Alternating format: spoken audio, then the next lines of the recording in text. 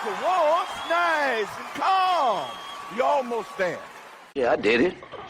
I cried 2 tears in a bucket. Fuck it. Let's take it to the stage. You dig it? You knock a dude down, you get some respect.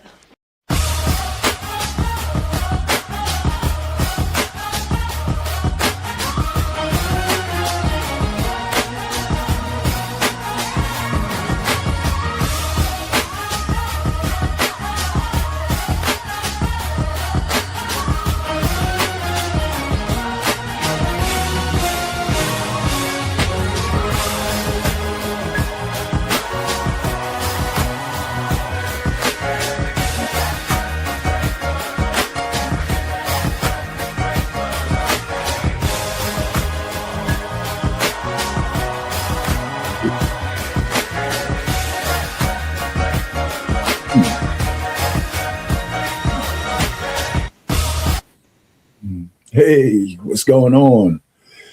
All right. Yeah, I see Black Man. What's going on? Hey, listen, happy Monday to everybody. Hopefully you guys survived the storm. The storm was pretty severe. We're pretty cool over here. Got my ladies in the house, so it was like a full house, hunkered in, sheltered in place, and all that kind of good stuff. And guess what? The snowstorm didn't give a shit about red states or blue states. It just fell. It just fell over everybody. But hey, listen, we're in the Northeast, so snow is not it's not a stranger to the Northeast. So here we go. It's wintertime, so a little snow is expected. So here we go again, talking a little bit about the insurgency in Minnesota, the outright contempt for the federal government, and the lawlessness that happens when your leadership puts batteries in the back of its population and tries to protect the worst criminals in their state against being caught by law enforcement. Yeah, so we're going to talk a little bit about that, and all that kind of good stuff. So kind of get settled in. I'm not going to be here that long. I got a whole lot less clips than I used to have. I think everybody has already chosen the side that they want to be on, already. So, we're going to just go ahead and see where it lands. Now, one of the questions I have for people, doesn't it feel like we're already in some kind of, nobody wants to say it, but there's civil unrest. And since it's in one state and unlike the other sanctuary cities, Minnesota's in violent protest against the federal government. And because the federal government is trying to get to the bad guys and the people are stopping them, it seems like this is all the federal government's fault. Well, that's not true. Do they have issues? And we're going to talk about some of that. But, this is a simple fix. And you're going to hear this repeated over and over and over. If the governor and the mayor just allows ICE to coordinate with local law enforcement at the local level and the state troopers, all this shit will go away. All of it will go away. A whole lot less ICE agents and ATF agents and they said the border control would be completely out of the picture if they could pick up, the criminals right from the jail cells or from the courtrooms or for wherever else they house them. But the governor and the mayor refuse to comply. And they refuse with violent rhetoric and stuff like that. So here we go, so we are where we are, so they say like 13 to 17 states are considered blue and in opposition to the government, but not to the degree of Minnesota. So this is a good way to shield the fact that they're bleeding the taxpayers dry through the broken system in Minnesota as well. Because we're not even talking about the fact that there's billions of dollars that was stolen and funneled back to Somalia with the knowledge allegedly of the people in power. You know what I'm saying? Including the AG, allegedly. So there you go. So So there's what we have. So I wanted to just kind of go down to this thing. I think a lot of people haven't really realized that, this is a good civics lesson as well. Let me put it to you that way. Because a lot of people don't understand that even though we have a United States, the 10th Amendment gives a tremendous amount of power to the states, and rightfully so, right? The states could decide how marriages work, how divorces work, the baby deletion, whether you're real liberal or kind of conservative and how much you can let and what the dates, how many months and all that kind of good stuff, Plan B and all that. And some stuff should be local, and even the control of the police force is local. It's local. So the states are well within their rights to tell their police officers not to respect the detainers from the federal government. It sounds stupid, but they can do it. Okay.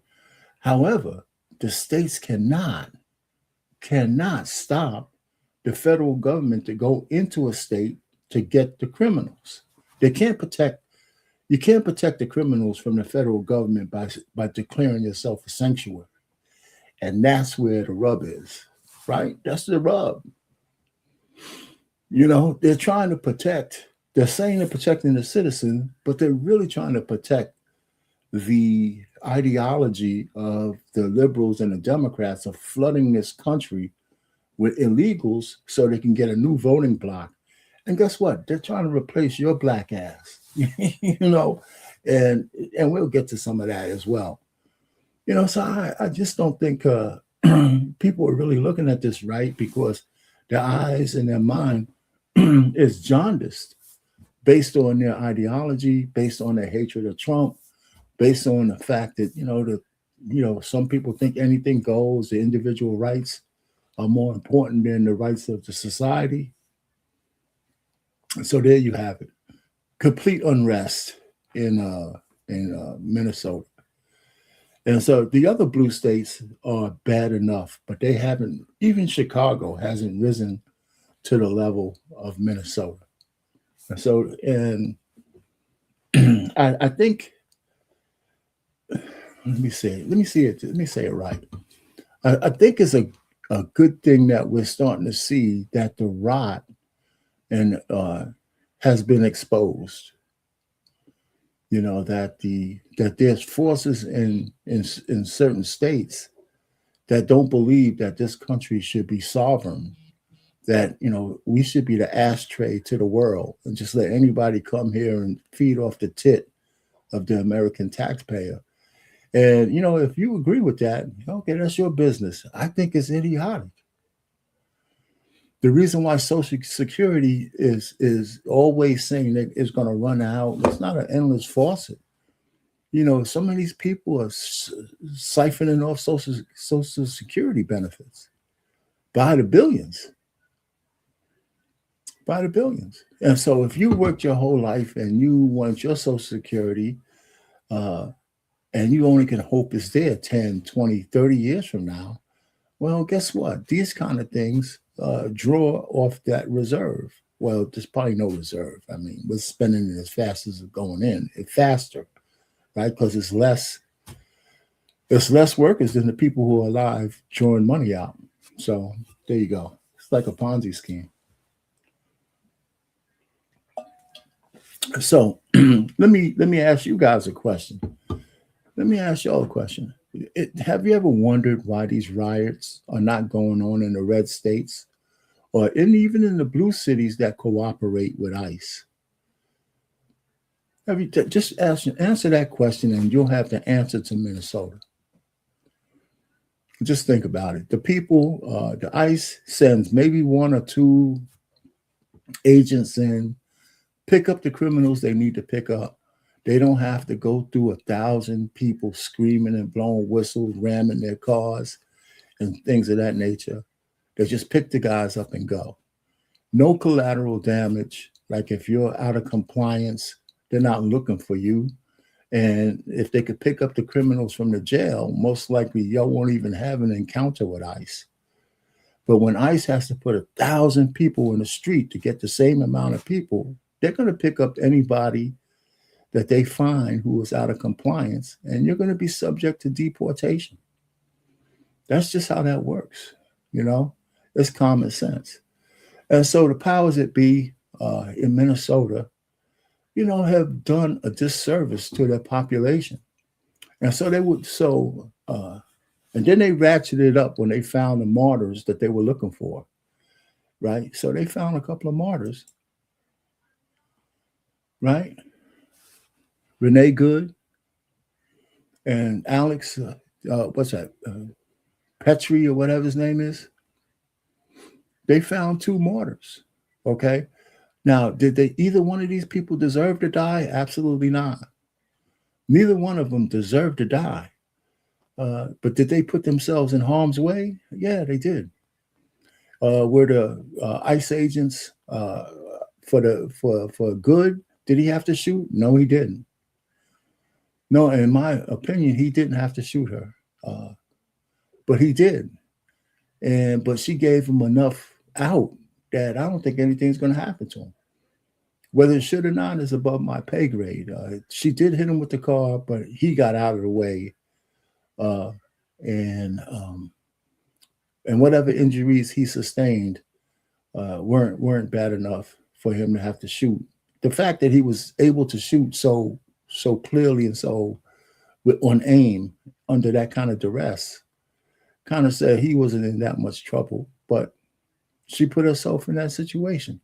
And it turns out her backstory is that she's a paid agitator, or she was.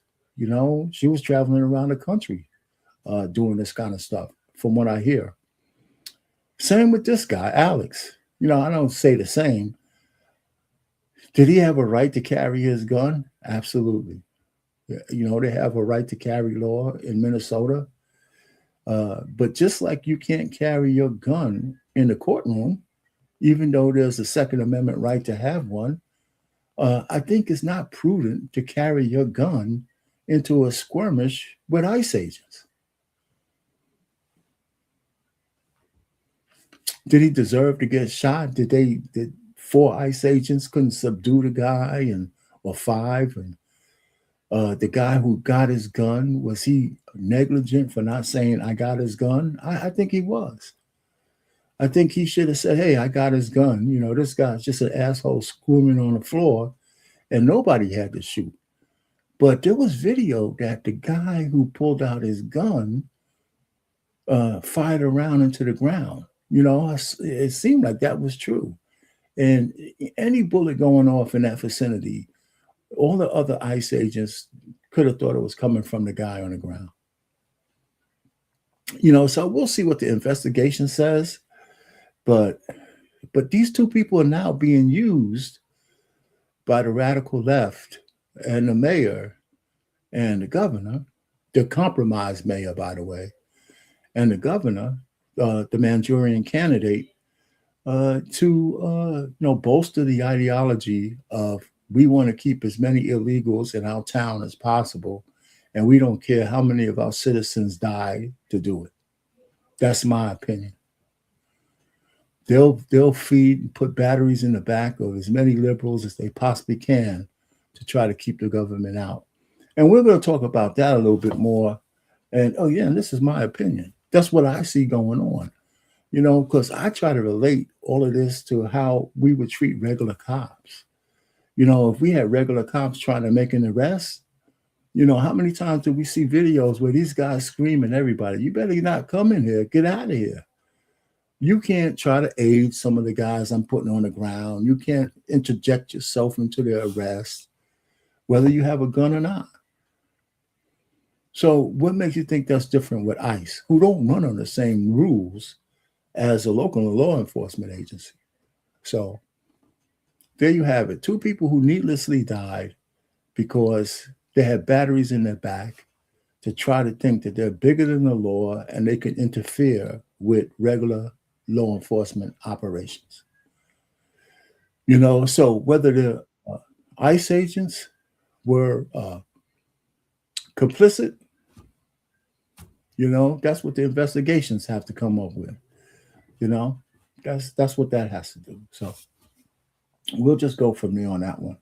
And you guys can put it in the chat whether you agree or not. You know, if you don't want to come up and talk about that, we can. You know, this is all my opinion. All I do know, and I know I'm 100% right about this, if the mayor and that idiot governor would cooperate with the federal government and allow the ICE agents to work with the local law enforcement, none of this shit would happen. None of it. I'll stand 10 toes down on that one. Okay, so we could talk about that all we want. So, I mean, that's all I have to say about that. These people didn't have to lose their life. They really didn't. You know, so, you know, I was on a podcast the other day with DJ Hemp, and, you know, this kind of conversation came up as to whether we thought about the Second Amendment, whether we thought that this guy was in the right or wrong, did he deserve to die, and all that. And I'm going to play my answer to that, you know, and you could go to his channel later on and see the whole whatchamacallit. But all I can say is we had a good conversation because none of us got to the point where we were yelling and screaming at each other because we had people in opposition. But it was a good conversation. Everybody knows that DJ Hamp knows how to facilitate, and he wouldn't let shit get out of hand. But we weren't even going. It was just men talking. And it was refreshing to have a conversation where we had people on different sides and we weren't at each other's throats getting personal. There was some personal bobs, but there were nothing to get too over crazy about. So here it is. I want to play a little bit of that while we go. So I'm gonna just breeze through some of this, and guys, you know, and let me see if anybody thank you guys for coming in. What's that Bruce? What's that Scott? All right. A couple other folks. Yeah, what's going on? You know, just hang out, man. You look at the title, what we're talking about, you know. So what else is there to talk about other than what's going on? So let's go to the clip of where we were talking on Ham's channel. Let me get it to the right spot. Just bear with me for a second while I do that, and then we'll get it started.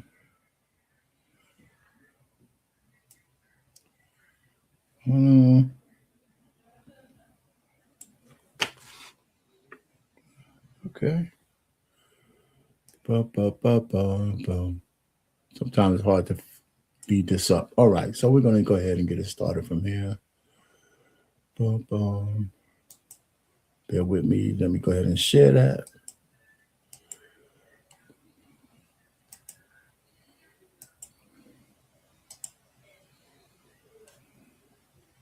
If I'm trying to say what would I do playing Monday morning quarterback, which is unfair because the man is dead, you know. Let me get Mr. Payne in.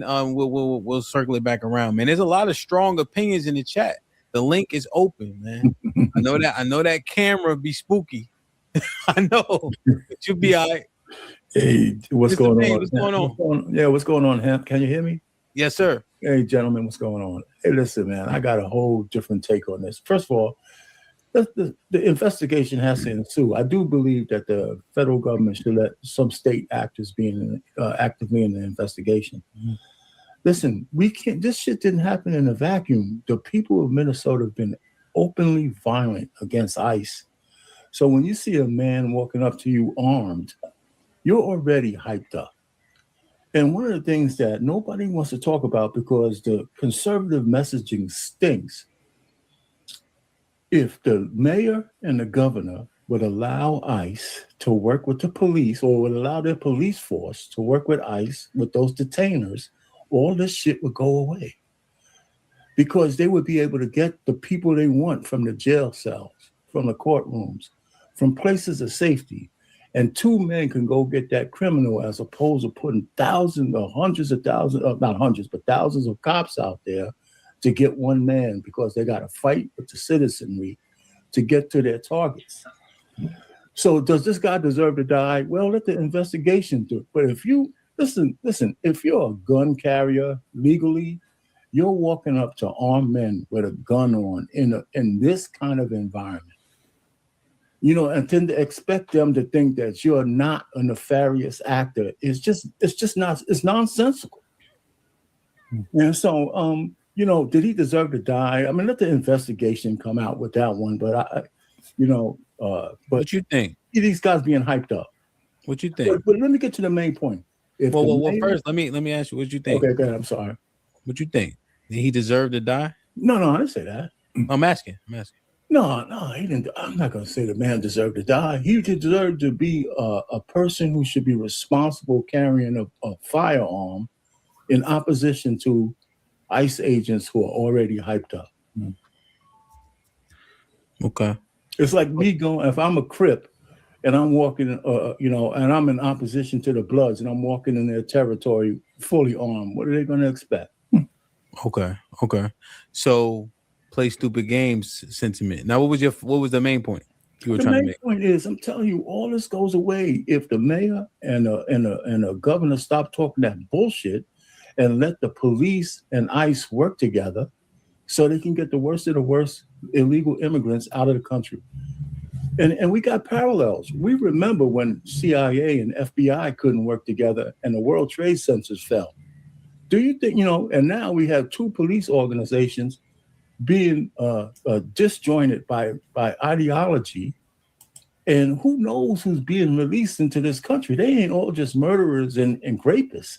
Some of these people could be terrorists, and we're gonna miss them because we're not cooperating in the blue states. And there's another parallel. The blue states are in open opposition to the federal government. The only last time that happened, we were in civil war. This is crazy, and I think all this propaganda is bullshit, man. It's a simple solution to this. It really is. Okay, now let me ask you. This will be quick, Rockstar. Do you see this as like a equivalent, like Bloods and Crips, or that was just a loose analogy? That's a loose analogy.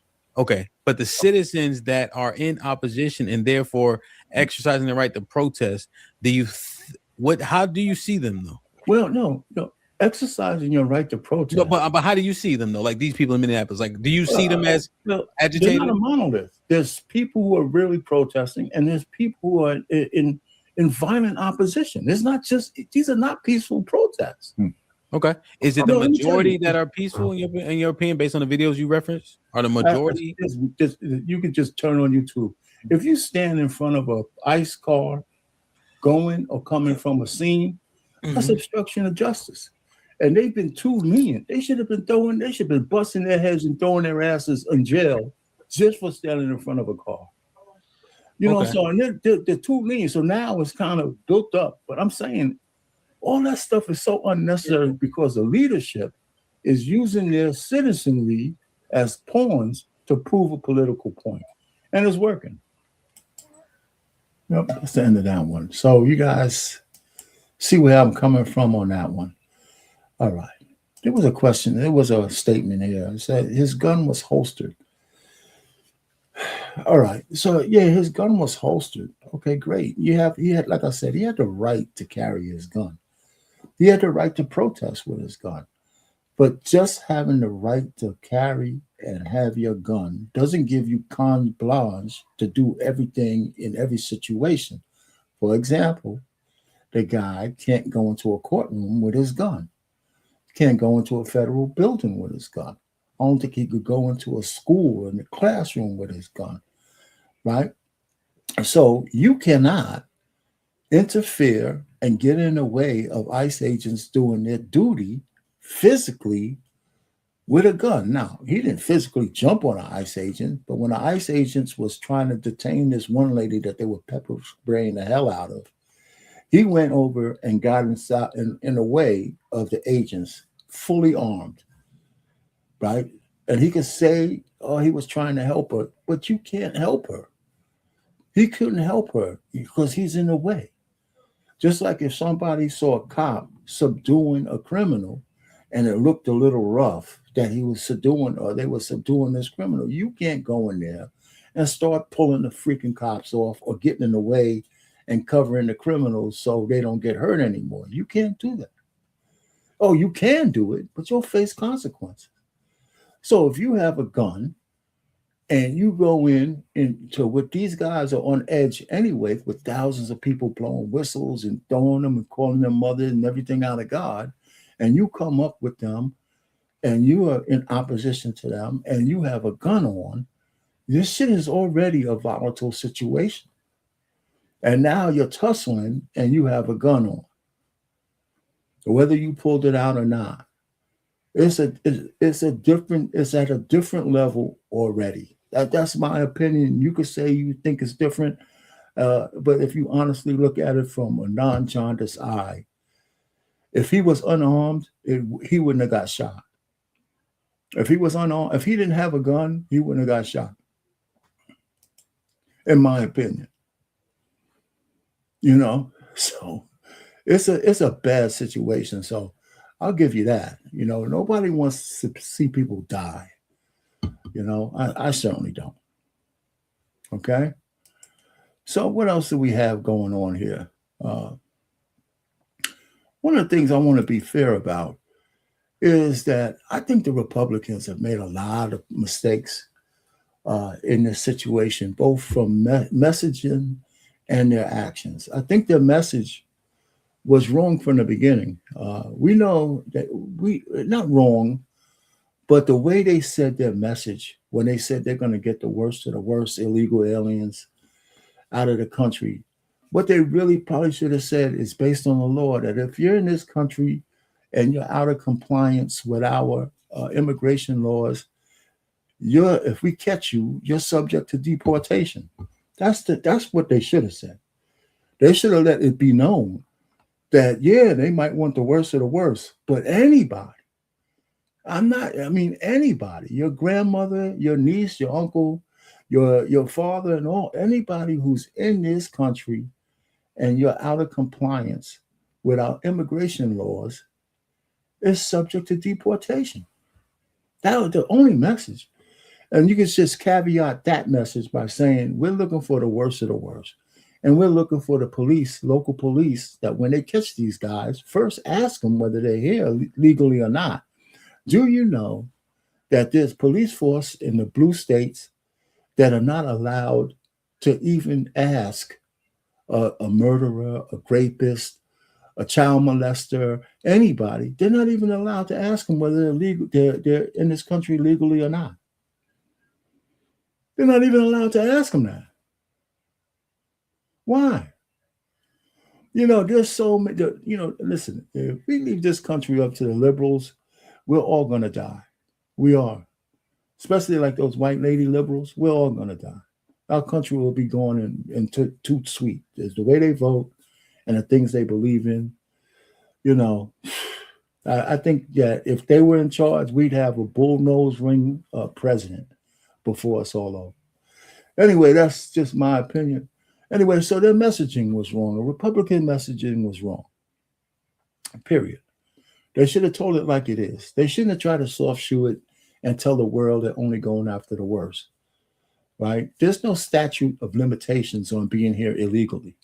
And this whole notion that you're separating, parents from their children. If that goes for every level of law enforcement. The jail is full of parents separated from their kids.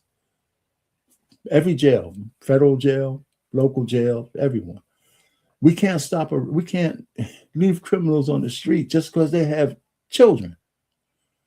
And so we can't leave people in this country illegally just because they have children. And by the way, the birthright citizenship is at the Supreme Court. And there's a good chance they might ixnay that one.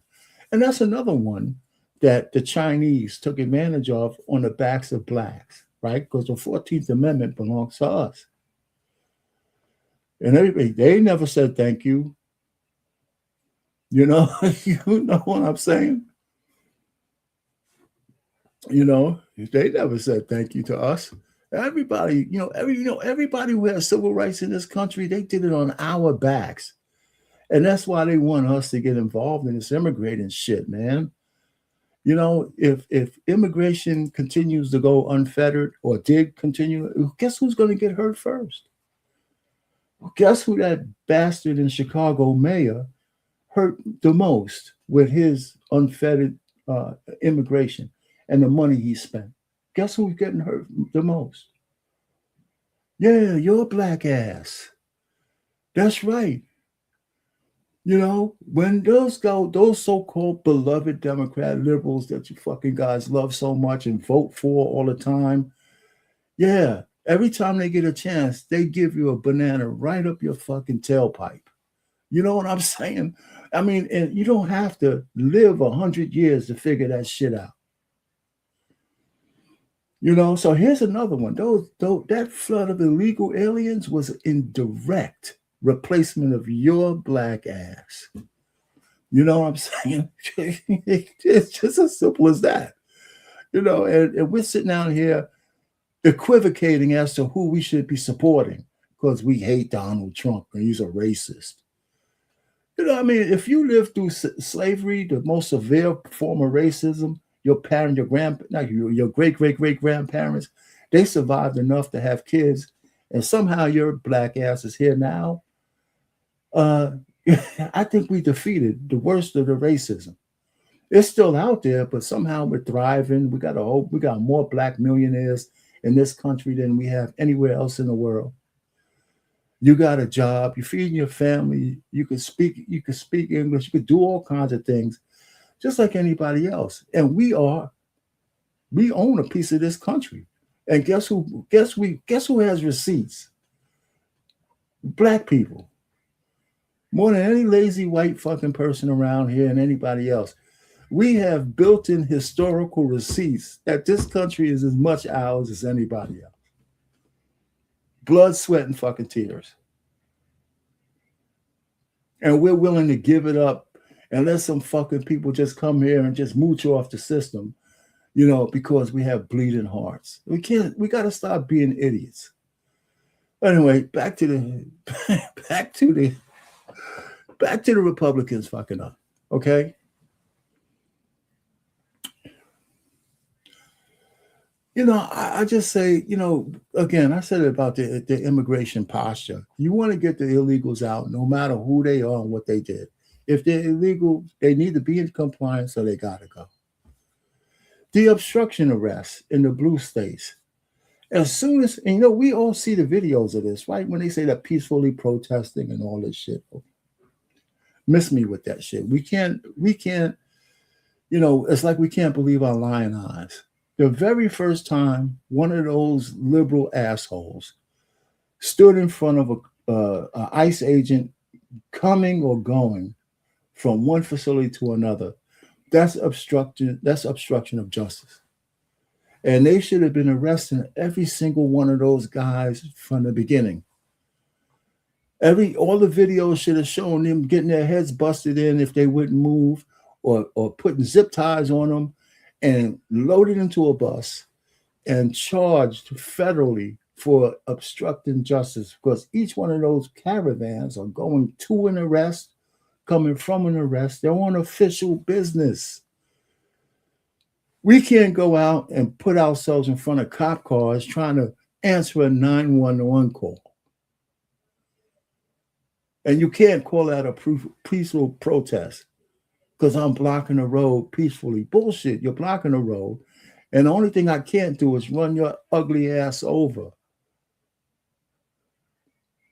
But I could arrest you. And that's what the Republicans and Trump should have been doing. And that's why Pam Bondi is a bad AG.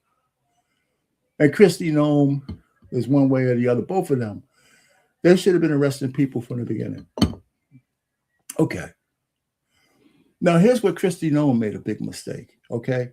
with this guy Abrego Garcia that everybody knows, your favorite goddamn illegal alien from Maryland.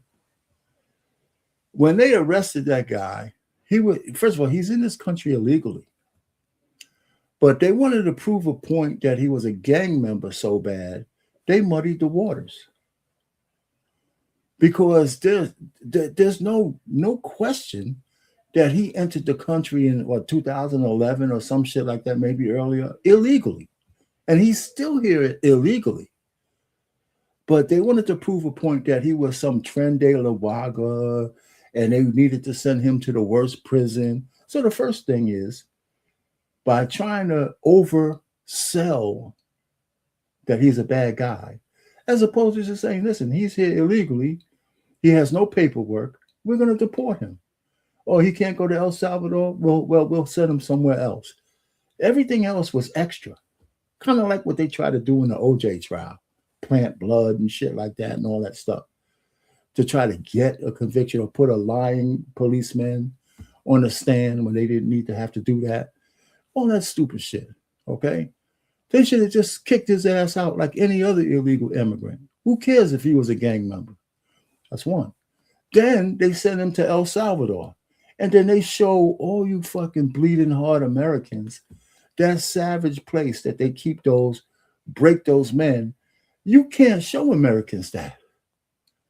And so when they show Christy skinny ass Noam's ass up there in front of all these men, half butt naked, in cages, what did they think Americans were going to do? Even a good portion of the independents who voted for Trump said, listen, I'm not MAGA, I'm an independent, so I don't want to see that shit. There's a reason why we don't show executions. We don't even want to see how you butcher a cow for us to get steak. So you're going to show a place like that. The optics were absolutely horrendous. And so you start to lose favor, right? Alligator Alcatraz, all that kind of shit to say, we're big and bad. That's just not good business. So again, so I'm saying there's some mistakes that the Republicans made in messaging and in optics and shit like that, because the real point is we need to eradicate this country of illegal aliens. And I can't even deny that some of the tactics, even though the heart might be in the right place, they may make bad optics. It just does.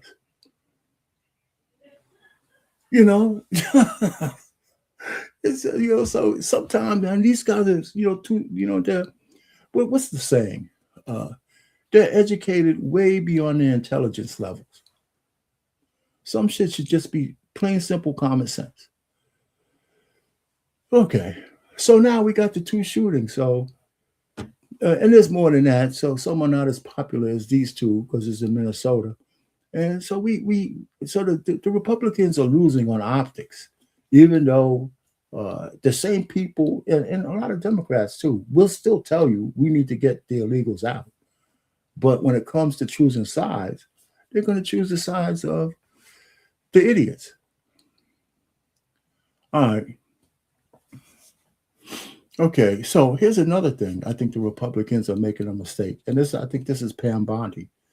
I believe that there's enough evidence that they should at least convene a grand jury to direct it at certain politicians of the blue states, the ones in Chicago, the ones in Massachusetts, and definitely Frey and Walls.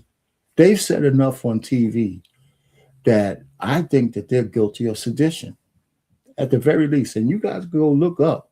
I did some lives here. Look up what sedition says. And I can say that when they say to people, you have a right to remain silent, and what you say can be used against you in a court of law, that goes for everybody. And they're on record saying some very incendiary things about the federal government and how not to comply. I think they've already committed sedition. and I think they should be under investigation. But I don't think Pam Bondi has the balls or the lady balls to actually follow through. I mean, how many arrests have we seen from her at all? And she couldn't even arrest Don Lemon. You know what I'm saying? And, because she was trying to get a judge to sign off, what hell with that? Go straight to the grand jury. Find a grand jury, cherry pick a grand jury. They say you could indict a ham sandwich, right? Right. So Don Lemon's a ham sandwich, and indict that prick. Find a way to do it. He was in the house of God. Let me tell you, he would have never did that to a mosque. He would have never did that to a synagogue. And he might have never been able to do that shit to a black church. Not in my neighborhood. He would have never, if those people went into some of the Baptist churches with some of the guys in there, they would have got their asses beat. And you know what? With me, wait a minute. Are you saying for what? Did you see what Don Lemon did? Come on. And so the FACE Act is clear. The KKK Act, I think that's stupid, but the FACE Act is clear. You can't disrupt a service. And he can't use the journalist shit because he was outside plotting with these pricks. And they got him on tape. Everybody keeps forgetting this video. So Pam Bondi is not doing a good job of arresting and charging the people that she should charge. And then when she gets a chance to charge somebody, she puts a fraudulent prosecutor in the place of somebody who with no credentials or without the proper credential, and she loses the case before it even starts. The one with Bigfoot person from New York, James, Big Back. Because she's guilty of allegedly of doing some of the same things she convicted Trump of doing with the real estate. So if your shit ain't pristine, you're not supposed to throw no goddamn rocks. So it's another mistake that the Republicans have. They got a bad AG. Oh, of course. Now, and the Republicans lead the Senate, but they can't get none of their appointees through because they allow one senator who objects to an appointee, then that guy doesn't get confirmed. It's not even a rule. They're doing it like on a buddy system. Hey, wake up, knock, knock. The Democrats are not your buddy. They're not gonna confirm anybody you want to put up there because they know that person's going to be against them. So you shouldn't be doing any deals where you're not, confirming some of your people because of the Democrats. It's stupid. And they should get rid of the filibuster while they have a chance. So, it's a lot of dumb shit. All right, so I just wanted to say that's my little foray into saying I'm not all in with what the Republican. I'm not even a Republican. I'm still a registered Democrat, by the way. So I'm just saying that I see some flaws on both sides. Well, the flaws I see on the Republican side makes me mad because they're blowing it. We have an opportunity to save this country from people who want anything to go. And they're blowing it. They're absolutely blowing it. And that's what upsets me. Look, Trump is a sideline to all of this because he's going to be gone in 3 years. Is what happens after that. And his power might be gone at the midterms. Not all of it, but enough of it. Because then we're going to spend his last 2 years with the Democrats wanting to impeach him for farting. All right, so let's move on to my next thing.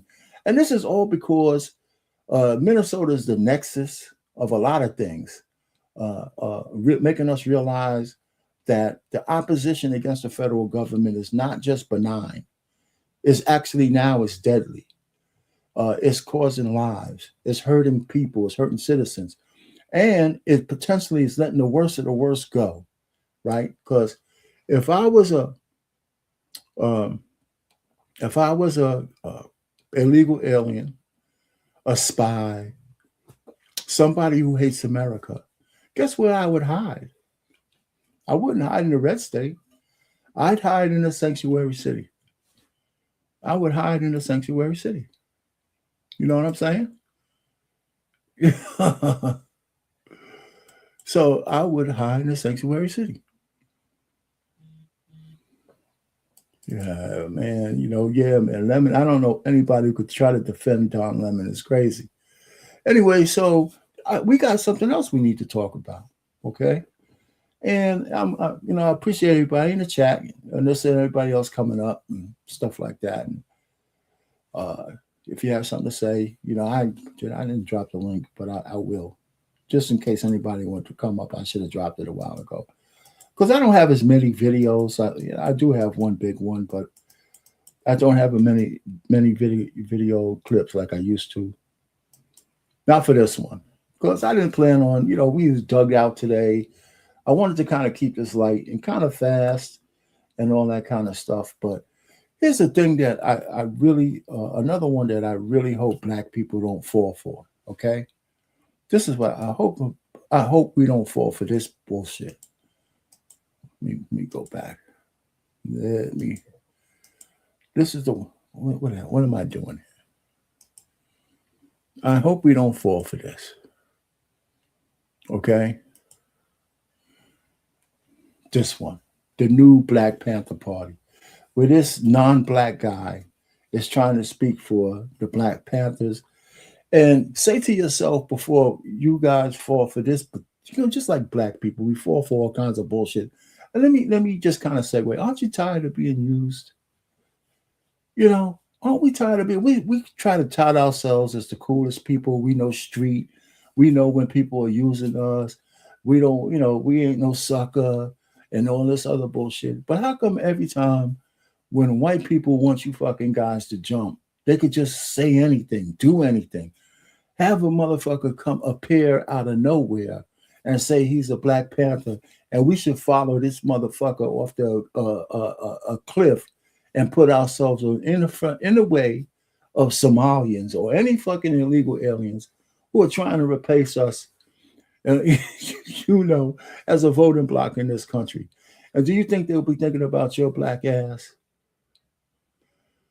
No. This guy is a fraud. I don't know him, but he's a fraud. And if the Black Panther Party was to reemerge, why would they come in and say we should put Black faces on the front line so we could be fighting against ICE? These guys didn't come out when those sisters were being killed by the illegal aliens. We haven't heard from them or BLM. Right? So now we're supposed to put ourselves on the line for some fucking guys who don't give a shit about us. You know what I'm saying? You got to be kidding me. What's going on, man? You on camera? You ain't on camera. You talking to me, Mr. Payne? You want me to get on camera? Yeah, you're supposed to be on camera, brother. Oh, man. Wait a minute. Come on. What's going on, Mr. Payne? Well, what's going on with you? So the thing, I just don't know why you be bragging on the blue states, man. What is going on with you in these blue states? The blue states are in open opposition to the federal government because they don't allow ICE. Most of them, but there's some exceptions. They don't allow ICE. They don't allow their local police forces to coordinate with ICE to get their criminals out without all this consternation. And Minnesota's the extreme case. Chicago's close. LA's close too. That's what Mayor Bass was doing. That's why we had all that disruption down there, because she wouldn't let her police force work with ICE to get the worst of the worst out. And I don't care if 13 or 14% of the people down there are illegal. That's not my problem. They should all go. They should all go. Okay. That's my point. You asked me. I'm telling you why. I'm telling you that's my right. I understand you on that, but it's not the states. It's the people, Mr. Payne. Come on, no, okay. What you mean by that? What you mean by that? So if you come to Las Vegas, right? You come to Las Vegas. Is Las Vegas red or blue? I don't know. Right, exactly. But our people here, right? We just don't take kindly to bullshit. We are open carry state. If you walk into Walmart, you're gonna see people with guns on their heads. Only Oh, place you can't only place you can't go with a gun is into a casino or a school, right? so But other than that, okay, but you're moving the conversation because I don't. This is not about open carry. What I'm talking about is not. I no, don't have any issue with open carry law. no. What I'm saying is we're basically a red state.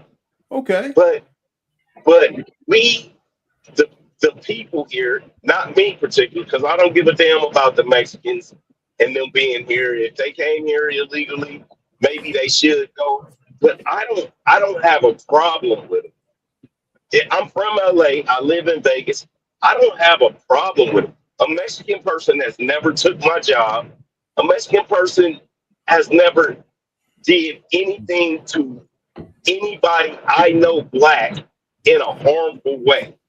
They haven't. Okay. Well, no. Well, let's stick with that. Just because they haven't done anything to you or anybody black doesn't mean they get the chance. They're allowed to break the law. That's what I'm saying. I mean, why are we saying these things? I'm not saying they harmed us purposely. We're Americans. If anybody's in this country illegally, it impacts us. It impacts all of us, even to various degrees. Now, whether some people care or not, that's a different matter. You just told me you don't care, but there's a lot of people who do. And the second part of that is all this would be invisible to us if ICE was allowed to work with local law enforcement to do this shit behind the scenes. Right? Let me ask you a question. Let me ask you a question. You care more about the country or you care more about yourself? I don't disassociate myself from the country. If the country falls, I'm fucked. Okay, so this is my premise on that, right? Okay. Looking at us, me and you, you are the top of Gen X. No, man. you're I'm right. a baby boomer. You right at the end of baby boomer. That's right. Right. 6 years, 6 to 8 years at the end. 6 years. Right. So you're right at the end, and I'm up in the Gen X, right? Right. So is your generation, and then it was my generation. Right. What I see, you're talking about the last thing what you said kind of really made me come on is the replacement of us. There is no more black community, Uncle Payne. Oh, I can agree with you there. I can agree with you there. So then you know what? We need a fresh. I care about the country. We need a group of fresh people to come in. Our women, because of the way how nice we've been to them, and we learned from you guys, and the other guys have learned from us how nice we've been to them. Our community is now fragmented, and we are at the point of no return. All right. We need a new crop of citizens. Okay. We need a new crop of citizens. I hear you. So let me respond to that. In order for that to really be something we can hang our hat on, two things have to happen. One, the new crop of people coming in here have to have some allegiance to the new country. I don't see that. That's one. And the allegiance. And two, they have to be assimilated into American culture. That's another thing that's not happening. So those two things will be missing. And a lot of these new people don't give a shit about black people. We could take any group of people. Not that if you individually have a good relationship with other people, that's not what I'm talking about. I have enough clips. I have a clip of an imam that's from Somalia, and he has a whole congregation of black Africans. Only thing he's talking about is how fucked up we are. This guy's here in America. They're not our friends. You know, they're not. Nobody picks up our causes. We pick up everybody else's causes, but nobody I picks up agree ours. with you. I All agree right. with you. Okay. But we no longer have families, Uncle Payne. We No, don't I agree have with families anymore. So if you agree with me on that point, you have it's just like the music, right? okay. Your daughter hates jazz, right? I hate jazz. My daughter doesn't It hate has jazz. changed. My daughter doesn't hate jazz. She will tolerate it like I tolerate it when my dad played. It's not at the top of the list, probably. I could think it. Exactly. So we fucking hate it, is what I'm saying. We will tolerate it.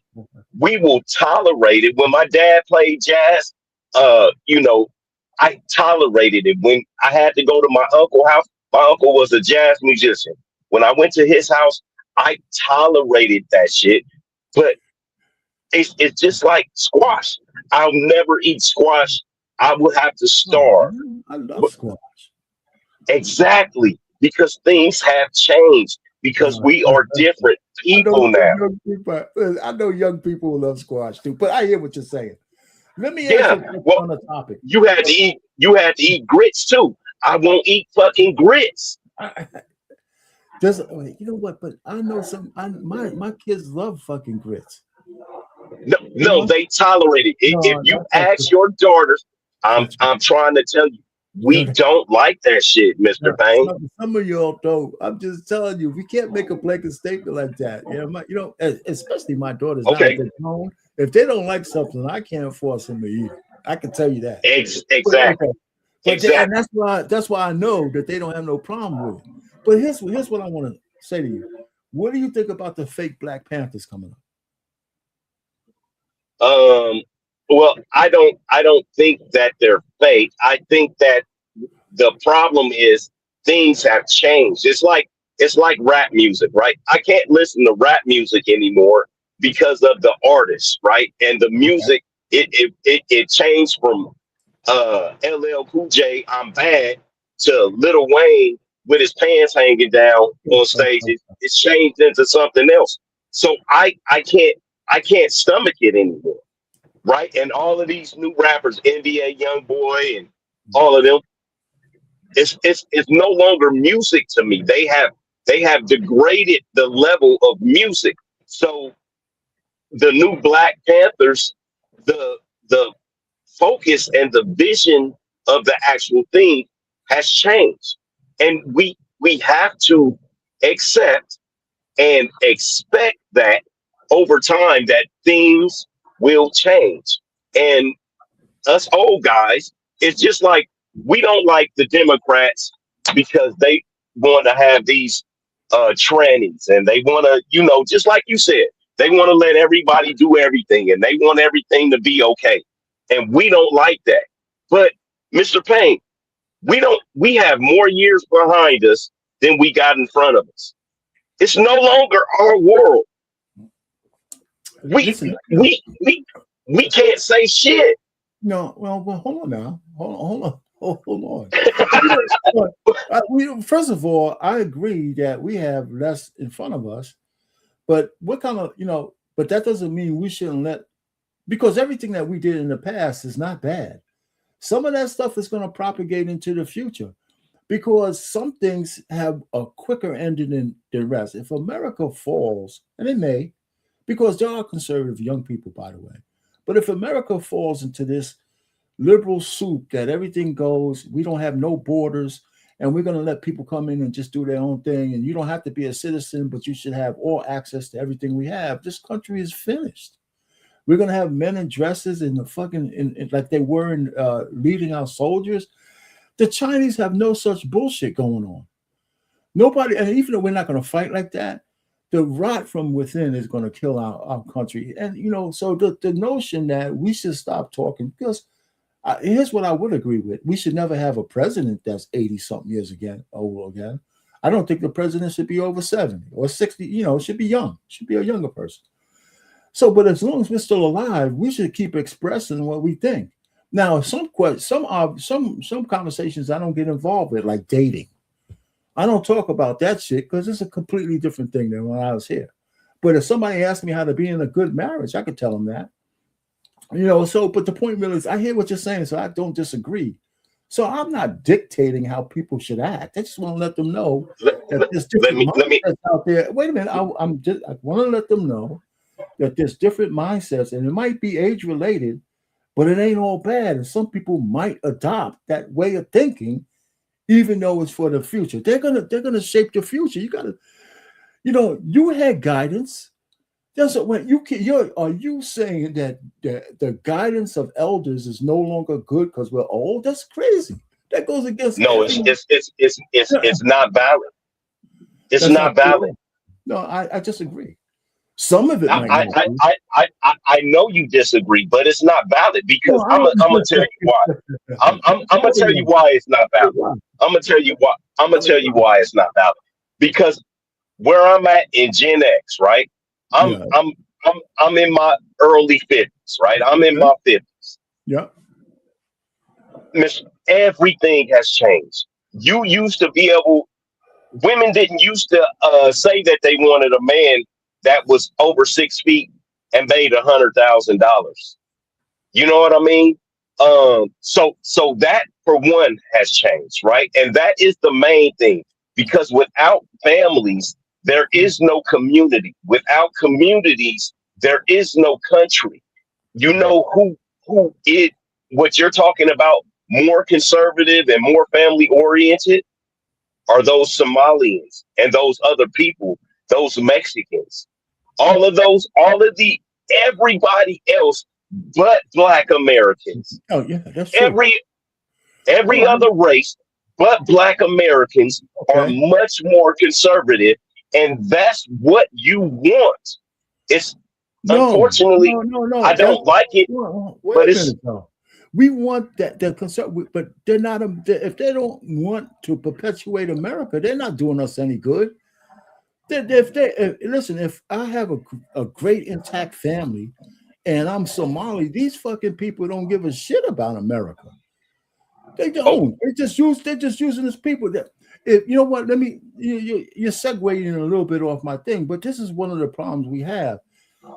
For you to say that any elder, not just me, just take it from ourselves. Well, anything they have to say because we're in a new time is invalidated. It's kind of diabolical. That goes against every philosophy in nature. So for Black people, because times have changed, anybody with any wisdom, if you're older than 30, your shit don't count. It's crazy. I didn't say 30, but I think the cutoff age. Older age, that's just not true. Unless if the person's talking gibberish and trying to say, well, I want to bring you back to the dark ages, then that's one thing. But we don't, when I see a young person talking about, and I want to move back onto what I'm talking about, but if I see a young person talking about how the white man is holding them down and all this shit, and I'm saying, what the fuck are you talking about? How is a white man holding you down? Most of these people haven't had real face-to-face racism in their whole life. You know why? Because they're thinking about the past, right? And not I agree with you. They're thinking about slavery and all that shit, and so they have albatrosses around their neck. So sometimes they need an old person to say, "Take that shit off your neck and look towards the what?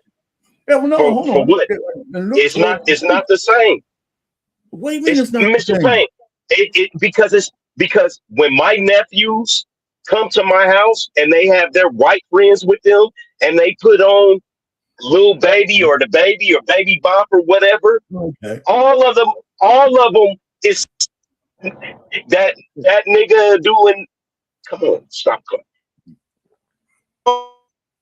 Boys are saying the N-word.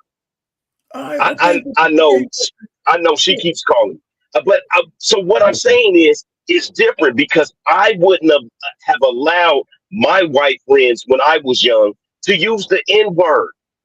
The things we say. You're talking about eaches, man. That doesn't change the basic macro philosophy of what I'm saying. I hear you. We don't relate on a lot of levels with the young people for what they do.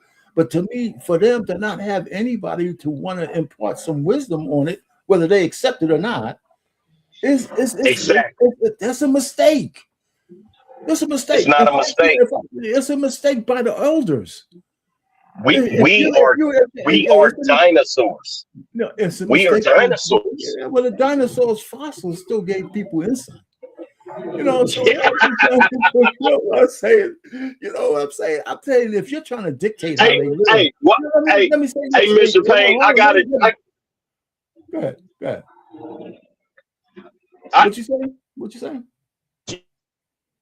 to go through a dead zone, but I just, I understand what you're saying, Mr. Payne, but You just don't agree. unfortunately, huh? You Yeah, just don't agree. I just don't agree. The blue states are the best states. We have all the money in the blue states. We have all the best schools in the blue states. You Yeah. never hear but we do have our bad parts, just like the red states got all of the dumb people. They got all of those towns where they say people are having sex with their sisters, like the Duke boys. So, everybody got their good and bad, but I'm gonna go ahead and jump off and see what this heifer wants, because she keep on calling me, brother. I'll be listening. Yo, man, take it easy, man. When you get back, if you come back, we'll straighten you out when you get back. Anyway, listen, man. Any of you old farts out there, don't listen to them. You're not useful just because you're an old fart. You might be an old fart, but you're not useless. You know what I'm saying? You can tell young people shit. Some of them listen, most of them won't, but that's fine. They just need to hear it sometimes like that. So like I said, I wouldn't tell them how to date, but I could tell them how to be married, so that kind of stuff. There's always wisdom to impart. And no matter what age it is or where we were in life, the silent generation was saying the same shit. People didn't listen to them. The greatest generation of young people didn't listen to them. They say that shit all the time. Your fucking Gen Alphas and the Gen Z and the millennials, they need fucking people to talk to them. And they can do it as they will, and they can shape the future, but they need guidance. And if they accept it, that's great. If they don't, it's on them. Anyway, again, I had some questions for everybody since you guys are in the chat. One of the things that we should ask ourselves about this immigration issue, and too bad, Black America left on this one. The first question I would have, or statement, is, should we be standing with illegals, right? I mean, it's a yes or no, right? Is this Black America's fight?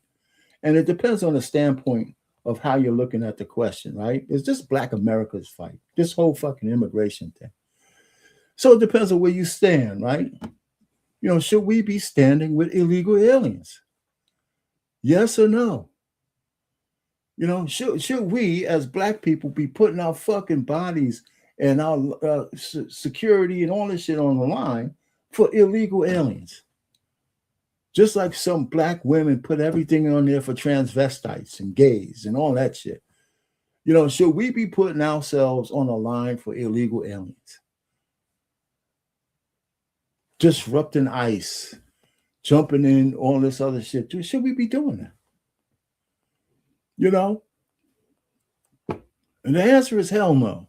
We shouldn't be doing that. Should we be standing against law enforcement, for illegals or for anybody for that matter? Should we be interjecting ourselves in front of all these people for anybody? Should we be out there blowing whistles and doing all this stupid shit for against ICE? Why? Why should we do that? Should we support this charade of the new Black Panther Party, calling for us while they're grifting money from some unknown source to go out there with guns and rifles trying to protect some fucking illegal aliens when none of these people said a goddamn thing about the sisters being killed by illegals? The answer is hell no. The answer is no. And then ask yourself, why is white America so hell-bent on getting Blacks to put their lives on the line for this bullshit? Why? Why? right? We're fighting for our replacements. We need them because they have intact families that's not going to benefit us. It's not even going to teach us how to rebuild intact families. Because, hey, man, the rift between black and white, black Americans, male and female, the bifurcation of communities, the Holcomb, Anton Daniels fight tells you all you need to know. This shit ain't coming back. And flooding the country with illegals is not going to save us. Whatever Black America was saying, that's just not going to benefit us at all. At all. So I tell you what. So like I said, we got some real big issues, and Minnesota is the nexus of what could spread to other blue states. And Black America, blue states are the hub of all shit that's demonic at the lower levels.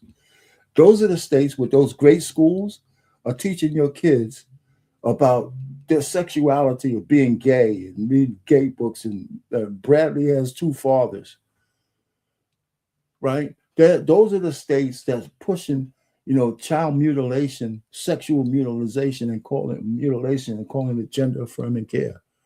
Those are the states that champion that. Those are the states that have the vast majority of baby deletions, demonic worship of babies to their God. Yeah, so the blue states, they got money, but a lot of them don't have no soul in the way they vote. Especially at the lower levels, they're taking the parents out of the classroom. The parents no longer have say over their children. Hey, just in California, they passed SB something where prostitution and street walking is legal now. And people are hooking up in some of the best neighborhoods and banging each other in cars, leaving their condoms all around the place. That's your blue state.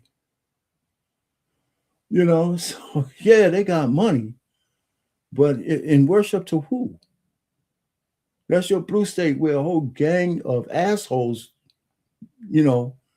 raid a church who's in mass. So, stop it, man. But law and order doesn't mean anything, right? They got those, cashless bail laws, and they're just letting people out to prey upon the weakest. Listen, anyway, there you go. So I'm going to go ahead and segue to my guy that I like to listen to. And he got a little short clip of how he sees what's going on. And then we're going to end with another short clip. I don't know if I'm going to show all of this guy's clip, but he's always a good listen to because the way he puts it. And here's my man, Brandon Lehman, and I'm going to play him for you guys.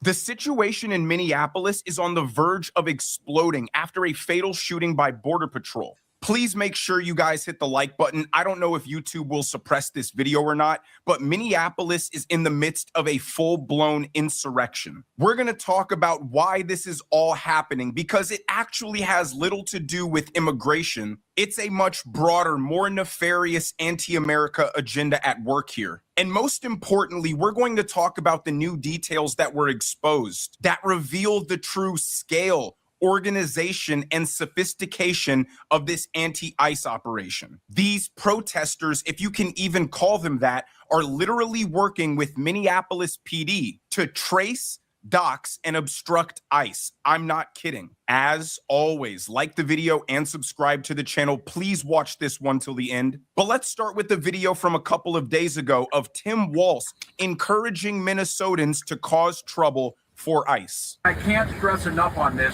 We're winning it because we're doing it with Minnesota grit, Minnesota humor, Minnesota decency. oftentimes talk about this, and I know people are discussing this a lot. I spent a lot of time with John Lewis on nonviolent resistance. The resistance matters. We're not telling people to be silent, but we're not telling people to go out and cause problems. We're going to cause good trouble. So when you ask yourself the question, why all this chaos is only happening in Minnesota and not the rest of the country, that is the answer. Every single Minnesota politician and every single high-profile Democrat is encouraging this insurrectionist behavior so Minnesota can be their ideological battleground. And as you'll see later in this video, there is secret coordination with the Minneapolis Police Department to facilitate all of this chaos. ICE is conducting operations in all 50 states, but only in Minnesota are you seeing ICE agents being tracked and followed from sunup to sundown and being swarmed by a mob of 60 people every time they conduct an operation. Renee Good was part of this anti-ICE network, and now the second person killed was also revealed to be a part of this network. No law enforcement agency ever has been expected to tolerate this level of harassment, where you have 40 people blowing whistles that are so loud they come with a warning to use earplugs, people physically bum rushing ICE to obstruct apprehensions and detentions, and caravans of cars following them, obstructing, blocking in the middle of the street. This is absolute insanity that no law enforcement agency should have to deal with. This is absolute insanity and so much pressure and tension. No law enforcement agency can be expected to make zero mistakes under these kinds of conditions. Now let's watch a clip of what took place yesterday, and I'm going to cut it right before the fatal shots are fired. Honestly.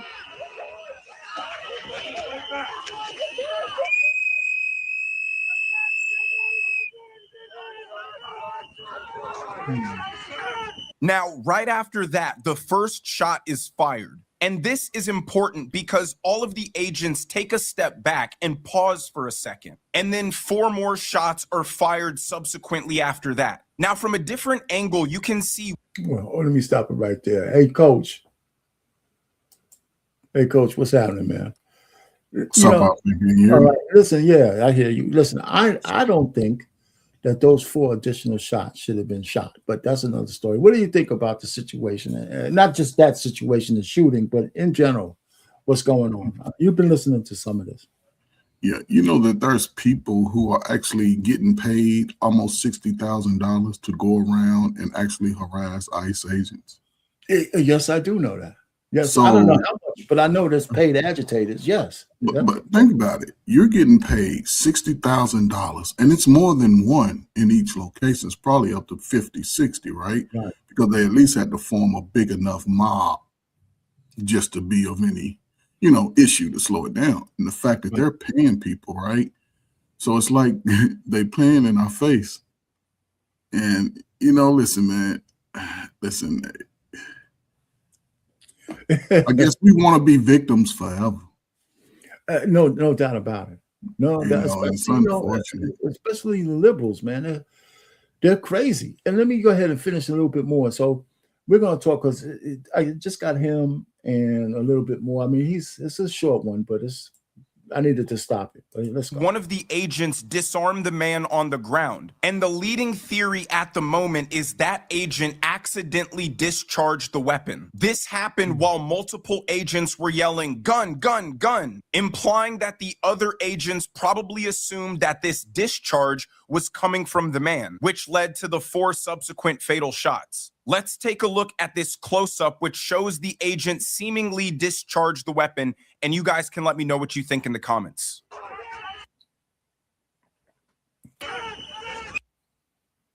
So he gets the gun, right? All right. So, see, now a lot of people say these guys are not trained enough, right? To me, him shooting that gun in the ground is a mistake. Right? There's no level, and you could have been trained, but his adrenaline was going. He had his hand on the trigger. Everybody knows it shouldn't be on the trigger like that. Correct? Can you? So I'm saying that so I agree with Brandon that shot might have triggered those other guys to shoot at the target. You know, but still that means that there was some mistakes made and some accountability has to go along with it, right? You can't, you know what I'm saying? Okay. Go ahead, talk to me. This is my law for all slow people, right? I'm gonna change this law in America. All y'all dumbass kids coming out of high school, they must join the service for 2 years, any branch, male or female, right? Because a lot of guys are military trained and they know a weapon. Listen, man. Good. If he's so keen on fighting them and he pulls out a weapon and fires the ground, slow people don't realize bullets also ricochet, right? Right. Just say he would have shot up and it would have ricocheted off their husband or what, they would be saying, oh, he's guilty, right? But the fact that they had to come and wrestle you, you still had the gun. Then you get a shot off. No, he didn't shoot. That was the eight. The ISIS shot. Who shot the 4 times? No, well, that's after they heard the gunshot. Right. Who shot the gun? The ICE agent. No, who shot the gun before they heard the gun? The gunshot that they heard. The ICE. If you look at this, the ICE agent got the gun away from the guy. Right. And while the ICE agent was moving out of harm's way, he pulled the trigger. He let off a shot into the ground. So they heard a gunshot, right? Yeah, but it was by the ICE agent. No, what I'm saying. Who's the only? It was. How many shots was fired? 5 shots in total, right? It was like, I think it was more than that. But what are you trying to say? The guy who got shot didn't shoot anybody. Right. But who was on the ground? Was he wrestling with a gun? They took the gun away from him, right? They took the gun away from him. And the guy who got the gun accidentally fired a round into the ground. Right. And when the rest of the agents heard the shot, they didn't know. They said, oh, shit, this guy must still have the gun. So that's what I'm saying. So that's negligence. That's negligence. Yeah, that can be considered negligence. Yeah, man. You know, but again, they have full federal authority. Niggas, when you see them coming, get out the way. Take your little slow baby. Go get in the house. Let them do what they gonna do to these folks. So your kid, who's 17, sit around your house, eating up all the snacks, ain't doing shit with their life, can get a job. He get a real job. So that's exactly where I'm coming from, right? Unfortunately, this guy gave up his life because he shouldn't have been there in the first place. Not in that capacity. Not in that capacity. Wasn't he in the medical field? To me, that's irrelevant. Right? No, it's not. You have a high reason why it's not irrelevant to me, because he has a position, he has a job and a career already set that he can sit. He's getting in issues that has nothing to do with him. That's why it's irrelevant. He's doing all it, but again, this is what I'm saying. Those are positions Black folk need to be trying to get into. It's an opportunity. Yeah, I'm just saying, it doesn't make any sense. He wasn't Black, but the point really is, it's irrelevant. No, just to get into the job, I don't understand it. No, what I'm saying is the job is a different thing of what we're talking about. I don't care what the profession is. But you're a career-minded person and you're getting in affairs that jeopardize. To me, I look at it from I see what you're saying, but it just makes sense. Okay, Ferg, I see what you're saying, but it's irrelevant because if he was a nuclear physicist and did that, he still would be a jackass. Yeah, that would be stupid. Yeah, well, that's what I'm saying. So it's irrelevant. If he was a bum or he had a right to carry the gun, but he wasn't being smart, because you shouldn't carry a loaded weapon and put yourself in the middle of a law enforcement. Not at all. That's dumb as hell. It's dumb as hell. And so he was carrying a gun because he didn't want to get fucked with by niggas. That's what we don't know that. Man, that's what it is. White folk don't carry guns because they know Black folk and tribe, they won't get fucked. Come on, man. I know you Catholic school, man. You can always do. He's in Minnesota. So he could walk 100 miles without seeing a Black person unless he's in the Somali neighborhood. No, Minnesota. That's not true. That's not true. That's not true. In Minnesota. Yeah, man. I've been in, listen, I understand. I'm being facetious. The truth of the matter is he ain't afraid of just Black. He wanted to carry a gun. I know, but we know it. I'm gonna pose this question. It's irrelevant to the conversation. No, I'm gonna pose this question. If you are a bystander and the police, this has happened to some of us as Black people in real life, okay? just like the George Floyd thing. When the police are doing their investigation, if you walk up and interfere with those investigations, what is the police going to do? Hold on. But now you have a gun and you are tussling and wrestling with the police. What is going to be your most likely outcome? I think we all agree with what you just where you're going. There's no argument here. I think okay. And that's my thing. We can't give this man. I'm sorry, I can't give this man any quarter, right? Even though he was a nurse and he was a nurse at the VA and he was doing a great job and this, that, and the other. But those people, I agree with Coach Bird. Get out their fucking way. We don't have nothing. We don't have nothing to do with what these people are doing because they can't deport us to nowhere. Leave them alone. They're going to get the people with the handouts over to Greenland.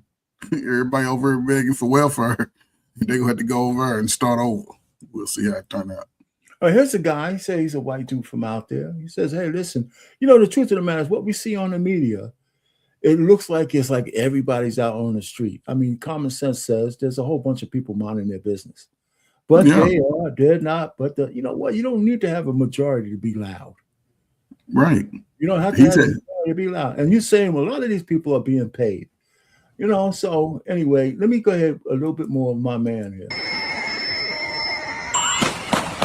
If this is in fact what happened, then it's extremely unfortunate that this man was fatally shot. Let me be clear, I don't relish in the loss of human life ever. But that's exactly why these protesters intentionally creating a high-tension, chaotic, discombobulating situation is so reckless. And the left will say that's the point, to make the working conditions so impossible that the federal government decides it's not worth enforcing immigration law. And what they're describing is political terrorism and an insurrection. Using violence and lawlessness to assert your political ideology is terrorism. The Democrats who claim to be the protectors and saviors of democracy are completely ignoring and disregarding the democratic process. There were no protests from the Democrat when the borders were open and 15 million people poured into the country. But now that the American people voted to have them removed, Democrats are doing everything possible to prevent that from happening. And we'll talk about why in a little bit. But first, let's discuss the talking point from the left that this man had a constitutional right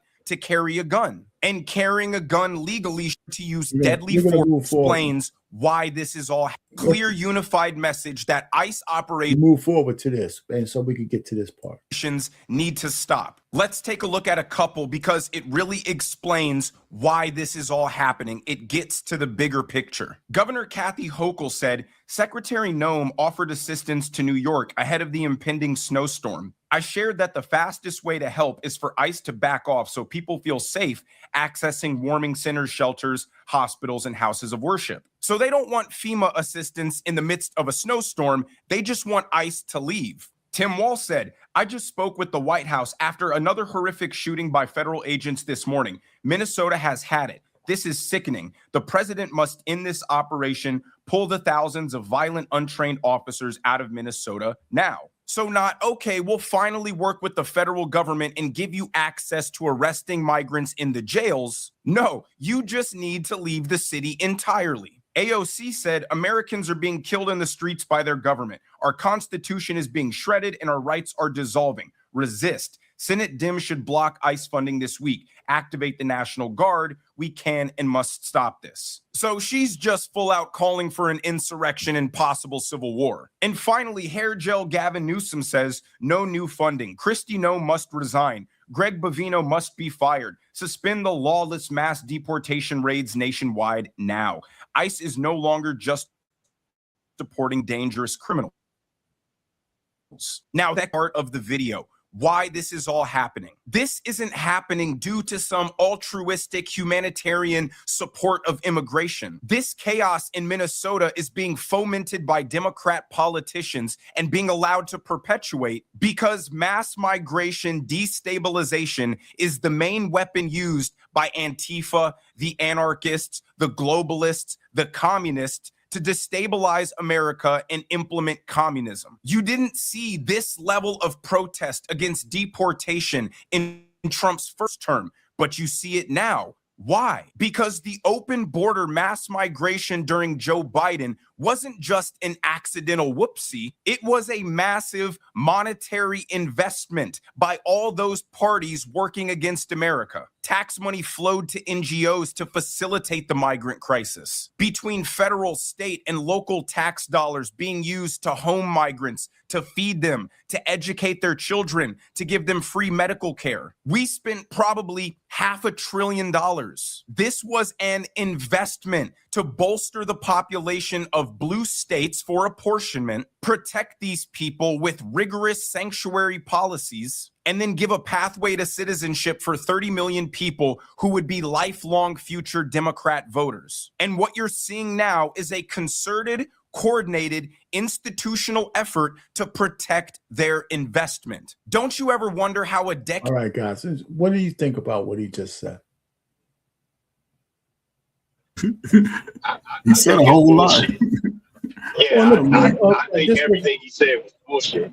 Because we know as people, Latinos, those Somalis, all of them, they believe in family. They have core values that us in this country no longer have. It wouldn't be that they would be voting Democrat. They'd be voting Republican. No, that's not true at all. I don't think it's true. That's not true at all. 80%, 90% of the Somalis with their families intact are on welfare. You're talking welfare. I'm talking about political power. Who will political power go to? Well, say that again. I'm talking about political power, Mr. Payne. More white people are on assistance, public assistance than it is black people. You can't just keep moving the goalposts. Yeah, they don't. I'm not moving it. Yes, you are. Wait a minute. You bring that into it. But you got, hold on now. You brought the white people up. We're talking about immigrants. We're talking about, he said that this was part of the white cabal to get new voters. And that's exactly how it played out in Minnesota. Mm-hmm. And matter of fact, if those 80,000 Somalis didn't have their own tribal battle, that guy Omar Sharif, whatever his name is, would have been mayor, and it would have been a bloodless coup in Minneapolis, and the Somalis would have just devastated that place with their own fucking culture and all of that. We know that Somalis, they ain't good fucking country builders. They might have all those things you just said about families and shit, but look at Somalia. They're killing each other over anything, man. Their family values didn't mean shit. Yeah, Somalians over in Somalia, they over poor. So can you say the same thing? So can you say the same thing about us as Black Americans? No. Hold on, Coach Bird. Hold on, Coach Bird. In the 70s, 80s, and 90s, when we was gang banging, selling drugs, and killing each other, hand to foot. Come on now. Hold on. I'll give you one time period. Like I always been saying, the crack era changed the game. What you talking about? Everything else before that, we was some of the highest in everything. The literacy rate, the family unit, getting married, all of that was still intact during the 70s and early 80s. Yeah. All of that was still intact. Black men were graduating at the highest percentage. Listen, we were subject to programming after the Civil Rights Bill was signed. And there's a whole bunch of reasons we could point to why the Black community fell apart. But our basic nature was attacked. Once civil rights was signed and Lyndon B. Johnson gave the Black woman a choice of whether they would get welfare or keep a man in the house. And there you go. And there you go. They chose to get the man out of the house. And here's my thing. And that wasn't all of them. It was just enough to make a difference. And it's snowballed. But just like yes, and so we agree. I'm glad that we can come to an agreement. The Somalis coming here won't fix that. No. They don't believe in America. No. They believe in community. No. But my man, take that community. Hold on, brother. I get what you're saying, right? Because I'll say this. I'm all American, right? I'm America first. I went to that college. I did everything they said do. I wanted my apple pie. This is where I was born. My mother, father, grandparents. My history go back deep. I'm all over the world, right? But when it comes to America, I believe the citizen who should get first dibs on any money, any opportunity for job position should be the black man, black woman, and white America first. I don't believe you can come here 6 months, you open up a store in the same neighborhood that these people been living in, and they still can't get a loan to even fix up grandmama's house. I don't believe in that. I don't believe in going into these jobs, even working a field. Damn it, I can best believe if they had some field job. You know, some of you work in the field because it's technology now. If you got opportunity to make $30 an hour when you was young, I think it's the time for people to start getting opportunity, because the younger folk are just getting dumber. They're getting fatter and dumber. That means because they're not doing a lot of moving around, not a lot of work. So my thing is, but again, we older. In order for this to flip, right, it could be brought back to the family unit. However, we got to get this American chaos out of the way. Because right now we're still living in all this movie style fairy tale shit got to go. People got to get out here and work. The black family unit is dead. Well, it's dead to us older people, but the younger people, they trying to move a different way. They don't want to be married, man. But coach. Man, teenagers, 20-year-olds, they want to be married. See, y'all talking about 45, 35. No, I'm not. So your daughters don't want to be married, Pain? You have 20-something, they don't want to be married. I'm not. Listen. They're gonna have to carve out their own way. But the traditional marriage, the way we know it, that's just not coming back. You ain't got to go to the courts, but people can still do it. It's not coming back, man. So people just gonna be having sex. But that's, I don't think. First of all, no. Listen, we could have a disagreement. It's good to be optimistic, okay? But we got 3 different kind of conversations over there, because with Black America, the fucking Somalis are not going to save us either. They can't even say they're Americans. No. I'm not talking about save us. Then what I'm saying is just like music, things change. Okay, so what does that mean? We are relics, huh? No, forget about us. What does that mean now? What is this immigration policy of flooding our country with people who have these so-called family values and shit, if they don't care about being American? So I care about the country. That's all I care about. I don't. You care about the country. Hold on. I don't care about us being black or white or anything. I care about the country. Okay. We need. So what Ferg just said about just having babies and having families, Coach Ferg, our repopulation rate has dropped dramatically, bro. Bring it home. Bring it home. What you care about the country, and so what does these immigration people? What do these people have that's going to say the country is going to the country is going to change demographically, and how it is, like music, like anything else. I want to know what you mean by demographically. It don't matter. We're gonna be dead. Okay, we all over 50. Wait, Coach. We all over 50. So you're saying no matter what this country looks like, it's okay as long as it won't be America anymore. It won't be America as we know it. Just like rap music is not rap music as we know it. So let me ask you. Okay, so listen. No matter if no matter how it goes, yeah, it's going to be different. It could be different. It will be different, but it ain't going to be this great grand experiment. It'll just be a salad bowl of pockets of people in this country that none of them have allegiance to what you call United States of America. When those people in Los Angeles were arguing, they fucking flew Mexican flags, right? When the people in Somalia talk, they have Somali flags up. And when you hear them talk, they talk about being Somali. They're just taking up our land and our tax dollars.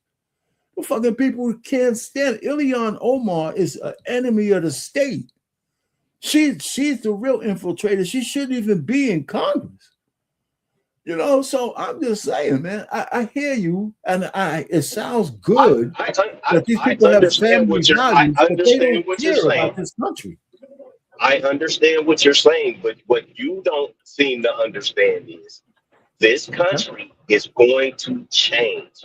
I agree. We can't do we can't do a goddamn thing about it. What it is I remember when King Griffey Jr. used to play baseball, and we had a bunch of black people in baseball and all type of stuff when I was a kid. Now we don't have that.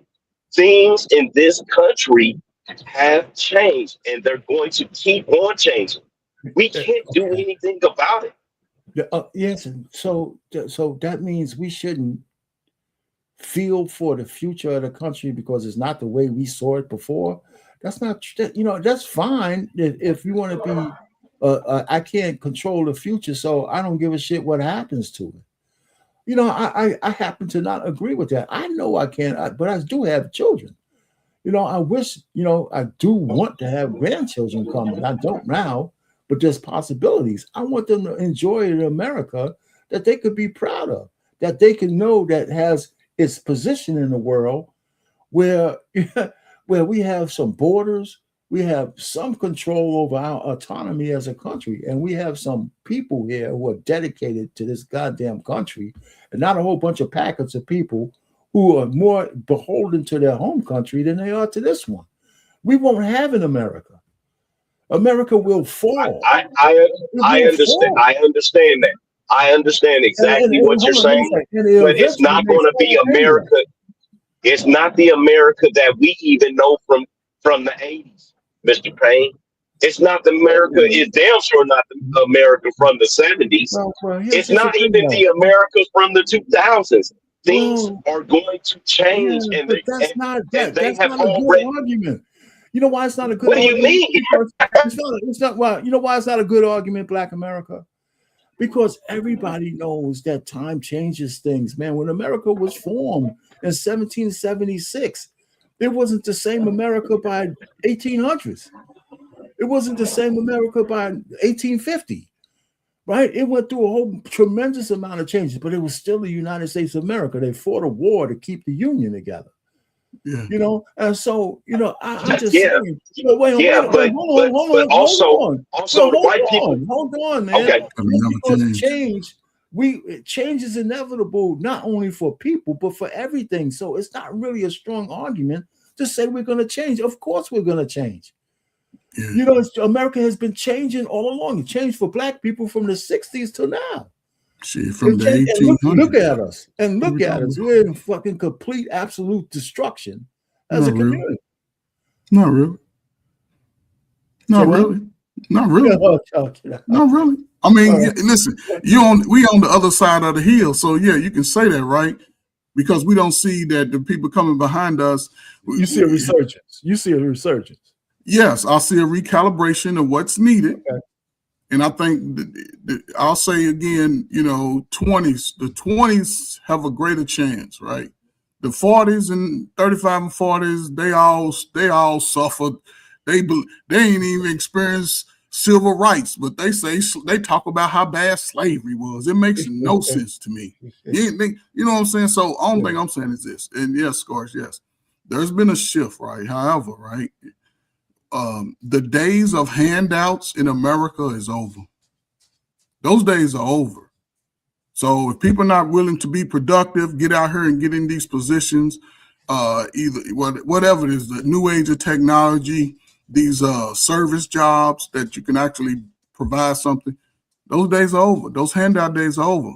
And even people who are coming over here illegally, they're going to have to be registered just like we are. If they ain't got a real ID, if you've been born and raised in America, you ain't got a real ID by now, you get what you get. They've been talking about for 4 years, and if you're an adult running around with a expired ID, a real ID, they need to go and check you out too, because there's no time to be playing little boy games and little girl games in America no more. So, and I'll just say this and I'll shut up. Listen, we've been talking about how they've been harassing us for 200 years, 400 years. If they trying to get the criminal or somebody stealing resources from your community, out of your community, let them do their job. Don't be trying to be a hero so you can make a name for yourself and you lose your life, leaving behind slow ass Tony, slow ass Renee. No. And I say it with love. It's a time to, again, people are recalibrating, and those that don't, you ain't getting no more welfare, food stamps. You ain't getting no more of that, because they go see if you've been putting in work with your Social Security number. If you ain't been putting in work, they go send you over to Greenland and let you learn how to plant some cabbage on your own. I heard somebody say they don't eat squash. Well, you're going to be eating a whole lot of squash if you ain't putting in work, my man, for sure. Yeah, I like squash, man. So anyway, yeah. You have something to say about? Are you down, folks? You finished, Coach? I mean, just the video says a lot, man. You know what I'm saying? And hey, listen, man. Like you said, yeah, I'm on the other side. I'm retired. I ain't got to do a whole lot of work. And now the people who young, you got to get out there and work. Get out the way. We can say they're not trained. A lot of them are military. So if you've been in the military, you know your ass is trained. Unless you was, but most of them, they get out to do that. That's what they want to do. It's very few black people that actually do that, because black people, we ain't really the leaders by nature. We can't have that type of cynical mindset. So when we see other people doing it, it's like, oh man, how they do that here? Man, listen, carry your weapon, whatever the law is in your state. But when the folk doing their job, you ain't hiding nobody. Get out the way. All right. So, Black America, you have something else you want to say? Because I don't think we completely disagree about the change. I just think that I agree with. Okay, go ahead. No, I was going to say, what you got to say? Go ahead, because I want to move on to the next thing. Yeah, no, I agree with Coach Bird. I told you, I don't give a damn about them people. I don't care, black, white, indifferent, whatever country you from. If you don't belong here, and what America needs to do is they need to say, hey, this is now a felony. If you come in this country illegally, it is a felony. It's not just something, not no misdemeanor, not a civil infraction. What they need to do is classify it as a felony so people actually know that, hey, every time it's an illegal person that come over, it's a super bad thing, and they need to be handled according to the law. I agree with Coach Bird. Okay, so let me. I agree with you too. So I don't want to stick on that too much longer, even though I agree that it should be a felony. But the first time as a misdemeanor, it's still a crime. Just because it's a misdemeanor doesn't mean it's not a crime. But let me ask you guys this: what do you think about getting rid of the first birthright citizenship? And how would that change things? Because now to just come here to plop a baby is no longer an incentive. What do y'all think about that? Coach, Black American, either one of you can go first. I think it's in a catch-22 now, right? Because what's those they have? It's been going on for years. It's funny how that doesn't matter. No, but what I'm saying is there's still people who parents came here, they're not citizens, but they're citizens. There'll be an as of date. Right. So as of that date going forward, right. Again, it's going to really.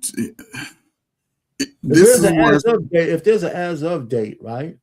But that's going to that right there would also come through the hospitals. because every almost 95% of children in America are born in an American hospital. With the as of date. Because as of that date, right? Say as of tomorrow, if no, it wouldn't be tomorrow. It'd be 9 well, I'm just saying, I'm just giving it as of. I'm just be logical. They won't say an as of date. Yeah, not as of tomorrow. Whatever date it done. Yeah, I know it's not tomorrow, but it'll be more than 9 months. Yeah, whatever date they give between now and the next 2 years. The only thing I'm saying is when that baby's born, say the parent is not. It's going to be a little stricter to get into the United States in 2028. They're changing the game. Okay. So what are you trying to say though? What's so what I'm trying to say is once that baby comes is born into an American hospital, they take everything. That baby is a registered patient, a registered human being on Earth, right? That doesn't make so they may be able to get a Social Security card because you're not legal until you actually able to get that Social Security card. Well, but they would stop that though. I know, that's what I'm saying. But if they stop it, then how can they even once they come here illegally? The automatic thing. The baby's still going to have parents. But the automatic thing to do. But what I'm saying is the parents' automatic thing to do when you get off that little whatever you get over here, the border, the boat, whatever. Okay. Guess what we're gonna do? We're gonna house you over here in these little trailers for about 3 days, and they do it like the Army. We're gonna ship your ass right on back over where you came from. With your baby. Military do it all the time. They got the capabilities. Yeah, with your hold on. With your baby. We're gonna give it to baby America. Where's the catch-22 at? The baby's born. Yes, we gave it that you get you some breast milk or some Similac. You go on, but we ain't look. I'll pay you. The way the military move, it won't take you to look. It won't take you 2 days to get back across that water. We're gonna get you back there by 5 o'clock. But you said there was a catch-22. I still don't understand. Well, I was saying that if a baby's born in the hospital, the hospital, they're born in the hospital. But the parents are not American citizens. So what? Right, that's what I'm saying. So if America births that baby, then they still got to process that baby. That child is a citizen, is what he's saying. If it's born over here, that child is a citizen. If they get rid of birthright citizenship, the child is not a citizen. Right, so the baby can't even be born here, or if it is, guess what? They got hospitals. I'm just saying they got hospitals capable of birthing a child, but you're still going back to where you came from. But that's not true. I mean, the baby doesn't have to be a citizen to be born in the United States. I know that our pain, but if they get rid of birthright citizens, that means the parent's going to have to be here. So if you're an illegal alien, so are you saying America's going to allow illegal aliens to come here, chill out for a couple of months? Listen to me. What I'm saying is we're going to always have some illegal aliens here. Right. There's always going to be illegals here. They're just not going to be in the numbers that they are now. So if in fact you're here illegally and you happen to get your girl pregnant, they're going to hospitalize the woman. They hospitalize the illegals now. Right. But when the kid's born, the kid won't be a citizen. Right. So the only difference is that when they kick you out, you take your kid with you. But that's where it's supposed to be. That's not a catch-22. So what I'm saying is, if you already here illegal, once you go to the hospital, you already gonna be registered as an illegal. So they're gonna automatically kick you out when that baby's born anyway. They're gonna fly you back. That's necessarily true. You're gonna. So what you're saying is, how can they be illegal? Okay, how can they be illegal? Because the hospital. If you're in labor, they're not gonna fucking ship. I'm not saying that labor. I'm paying the baby's born. The baby's born. They give them 48 hours. When the baby's ready to be extra, they're gonna give you your kid. And they're gonna kick you both out. So they're gonna leave in 48 hours after the baby's born. It's like I said. All right. So let me say something. My cousin is married to a girl. My cousin is married to a girl from Guatemala. They've been married about 20 years. Right? Okay. They got 4 kids. Okay. All the kids she is illegal. They deported her ass. Right. Okay. So they deported her. He got the kids, all of that stuff. We all got some money, put it together. We got her to get back over here to America, right? Because, I mean, she's family. She done been around like 24 years, okay? Right. So birthright citizenship to me is for like they said, for the enslaved people. It is for their children. I don't think you realize, Mr. Payne, that these Mexican girls, these girls from Honduras, Ecuador, Peruvian, they're coming over here and getting with American men and having children. Well, I do So understand. those, Why would I get that? so I do those get children, so those children are American citizens, that. That's why the especially question if is, they're. what do you think about Yes, birthright citizenship? Should it continue or not? as long as one of the parents is American, then yes, it should continue. Okay. Okay. So what about the parent who's not? What should happen No, to no, them? no. I agree. See, that's why I'm saying it's going to be. I don't care. It's going to be I don't really care. important. It's going to be really important to see how they're listening to this case right now. So it's going to be very important how they rule, because I agree. If one of the parents is whether they're married or not, if one of the parents is American, then those kids should probably be American. Yeah, but if they're married, especially in term like my cousin, married for many, many years, then I disagree with that. Mention of him is American. Of course you disagree. Well, not really. I don't think there's no statute of limitations on being illegal. That's why they deported them. No. This is the whole thing about, and this is why I say you guys that are older, you guys, your minds, it absolutely does. No, because doesn't. I'm going to explain to you why. Okay. You guys don't realize when these people that came out here at 3 years old and started going to school all the way from elementary and graduated college, these people are the same as us now. Trigger, I'm going to use a perfect example. Trigger Mike. Right. Go ahead. Oh, shit. Y'all still hear me? Yeah, I hear you. Oh, you can't hear us? So Trigger Mike is a perfect example. Okay. He was born in America. I believe he was born in America.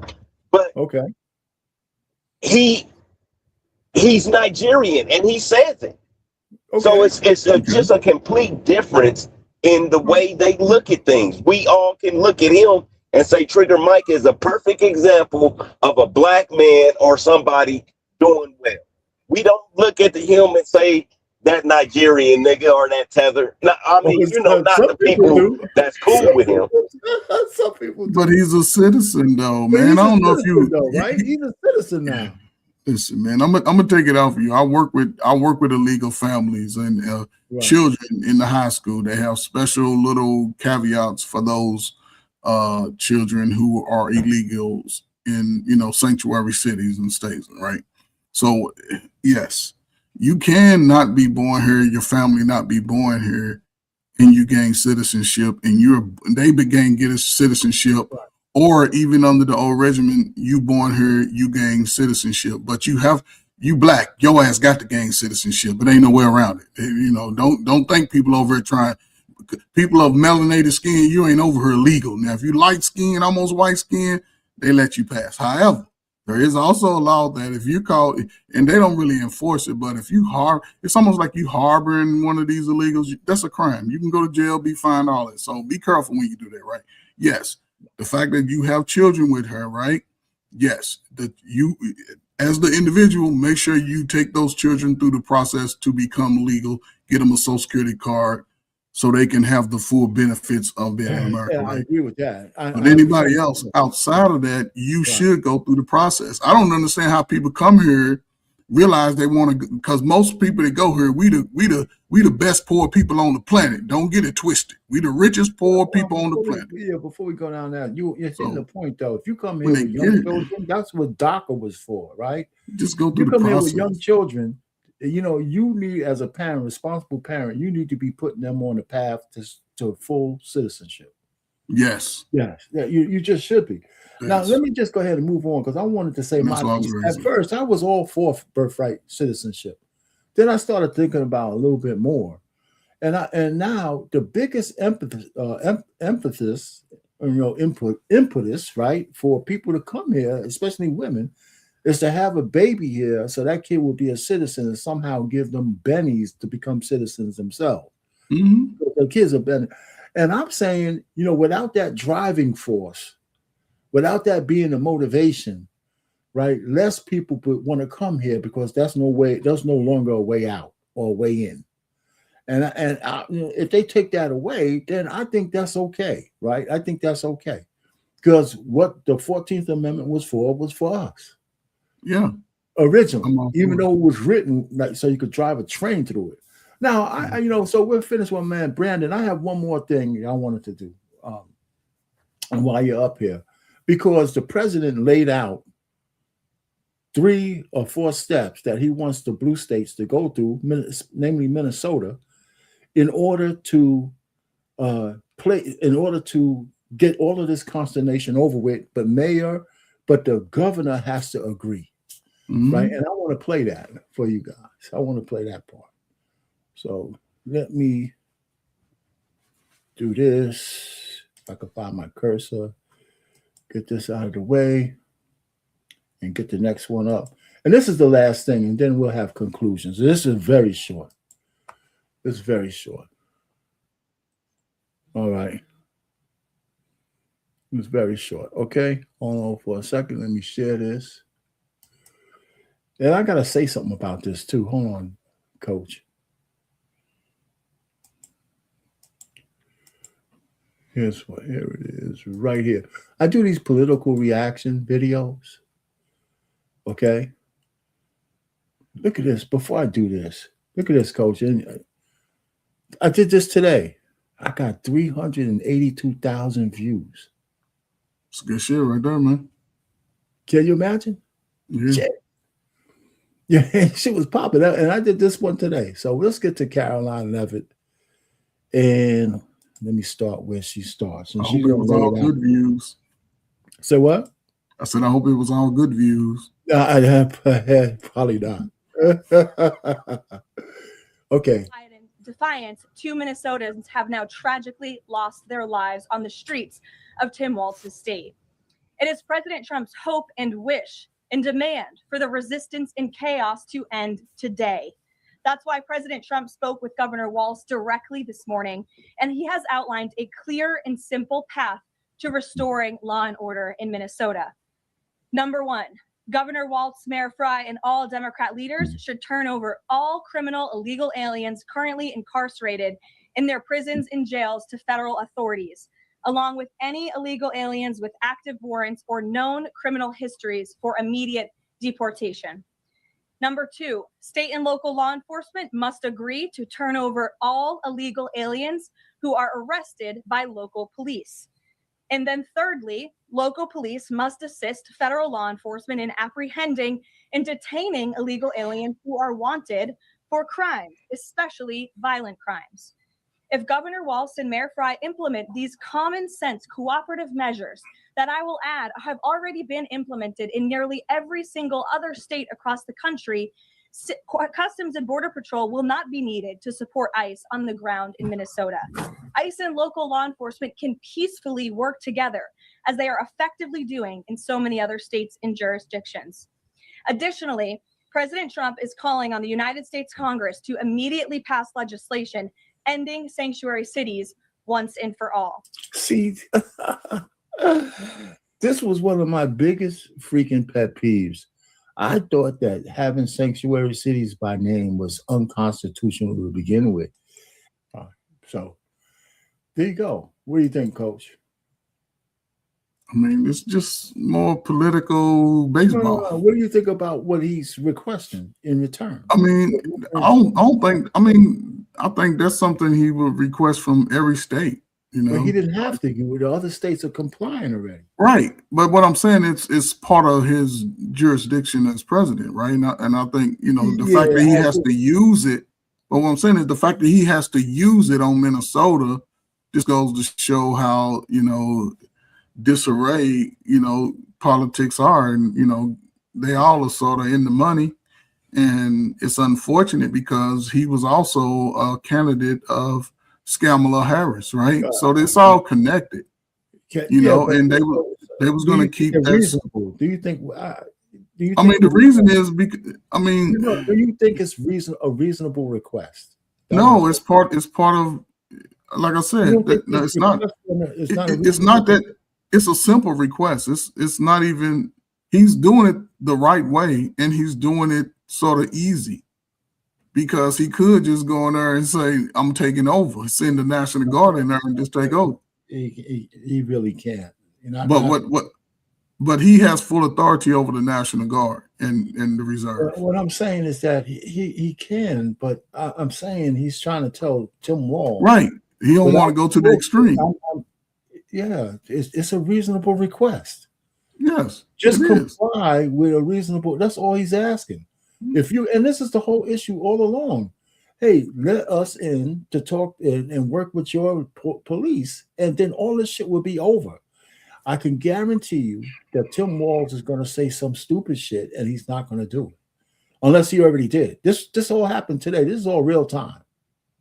Yeah, I don't trust Tim Walz. He's a Manchurian candidate. I mean, they all on the same. But they all cut from the same cloth. Nobody spent as much time in China as Tim Walz. Yeah, it's all cut from the same cloth. I guarantee he got businesses in China selling it over in America for the extraordinary, astronomical price. But it's all part of that. It just depends on who's in office. I just appreciate over my lifetime within government and learning government and knowing government from outside America. I'm glad it's sort of the Band-Aid is getting ripped off. Oh, I'm glad about that too. I'm appreciative, especially now, this time in my life, where I can see that, the people that have done it the right way, it's starting to pay off. So yeah, man, like I said, Walz won't. I have a feeling that he won't cooperate. He don't have to cooperate. You don't have to, because what the government can do is take away funding.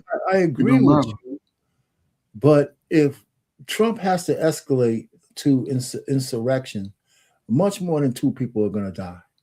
It won't be insurrection. He'll just be calling. If he puts the insurrection, that's the only way he's going to do it. That's the next level. Is the Insurrection Act. That's so they're right. He can do that. No, what I'm saying is that's the last resort. You don't want to do that. Exactly. That's why he go to him like he did on everybody else. I pay and say, hey, this is what we need to do, because we're trying to get everybody out of here so we can sort this out. Well, listen, everybody, the point is, my man Brandon said it, but they've invested $1 trillion to bring these people here. Right. They want a new voting bloc. They don't want ICE to be successful. Right. And so the point really is, he's trying to show, not Walz, the president is trying to show the rest of America that a reasonable request is all it takes to get rid of all the bullshit. So it's a message to us, not to Walz, right? Because that's the bad messaging from the Republicans, because that should have been a message from day one, and now here we are, people dying in the street, and you have to put a 3-point reasonable request that, like you said, shouldn't even have to been done. Right? Because everybody who's reasonable says, okay, you know what? I'm gonna let my people talk to ICE so we can get over with this. But the cabal, which Walz is a part of, wants the pain. He wants to use the citizenry as fodder for political gain. And I don't think he's gonna give it up. But Obama did it too. Everybody did it. Remember, Obama was a Democrat. Right, but still, he was. Hold on. But he was still, wasn't he the guy that was gonna run with Kamala Harris? Obama? No, Walsh. What's his name? Yeah, right. So he's a Democrat too. What I'm saying is, what does Obama have to do with what you just said? Because it's all part of the same system. It's all part of the same system. He was going to continue. But I'm paying. Hold on. Let me finish. What Walsh was going to do is continue the welfare rhetoric, continue to allow the Saudis to run the game, continue to keep black people poor. Minnesota is one of the highest places in the nation of welfare You're recipients. adding shit to it, man. No, but that's what Minnesota's is. This has nothing to do with this. It's all part of the same political rhetoric. Yes. No. Okay, I'll pay. It's the sanctuary city that pays immigrants. Black voters with my immigrants. Right. That's what they want to do. But I'll pay you. Minnesota has a lot of immigrants who's making money off the government. Minnesota collects a lot of welfare from the government. Somalis, whatever. The immigrants, some may be illegal, some not. They get a lot of that. I'm just speaking of what outside of what he's doing. What he's doing is what he has the authority to do to every state. This is what we need to do. You either cooperate or we send in who we supposed to send in. That's part of his, I guess, under his jurisdiction as president. He can do that. Nobody's denying that. But that's what I'm saying. The fact that Minnesota is going against it, now the Democrat again, they're saying, "Hey, look, America, look how bad the president is. He shouldn't be doing this." That's what I'm saying. And again, all good immigrants find a place in the country. You got some that go up New York. The Somalis happen to gather in Minnesota. That's where they gather in spot. All right. So what's the point? What's the point you're trying to make, though? The fact is, his request, whether it gets met or not, it's going to have opposition. It's all part of the same mantra. The Somalis, if they hear illegal, they shouldn't be here. The Somalians have nothing to do with how.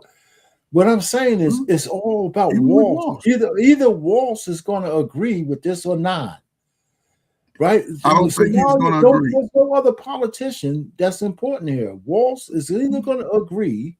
He's not to these terms or not, and that's the question I have. So I don't know if we're in agreement or not. You're adding all kinds of stuff that don't matter. The fact that the president had to put that simple request out tells me that there's already a problem because it should be understood. No, but you expect them to just cooperate open-handedly? No, I mean, you're putting words in my mouth. I'm saying all it takes is Walsh to agree. If Walsh agrees to those terms, then his police chief or whoever's in charge will have his people coordinate with ICE. And all this other shit will dissipate. Yeah, it comes down from the governor to the mayor and the mayor to the police chief. That's right. So what are you arguing about? I don't understand. I'm not arguing. That's you. You was cutting me off. You keep saying you keep adding shit that don't matter. I mean, I'm saying. But I just try to bring under a little context to the reason why it's happening and the things that can happen. See, I look at Walsh he gonna say no, and then it's gonna be a fight for 6 months all through the summer, same political BS. And it's gonna be people still gonna be crying about how bad America is. I'm saying I agree with you there. He's gonna say that's part of the political rhetoric. That's part of the game of being. He's gonna say no, but he doesn't have to. Right, he don't have to, but it's part of the political rhetoric. And what I'm saying to you, you said, well, then the president will go to the next level. Yes, I say go call him the reason why he hasn't gone to the next level right now is because the next level is something none of us want to see. Well, it all depends. No. None of us really. What's the next? Hold on. What's the next level? The Insurrection Act is the next level. Oh, but what? Just because it's an act doesn't mean they go in guns blazing. They go in and they go. The Insurrection Act is the next level, and there might be some cops that, like the police chief, is compromised. But the cops get out the way. Wait, let me finish. There might be other people with guns in the military or the National Guard who are compromised.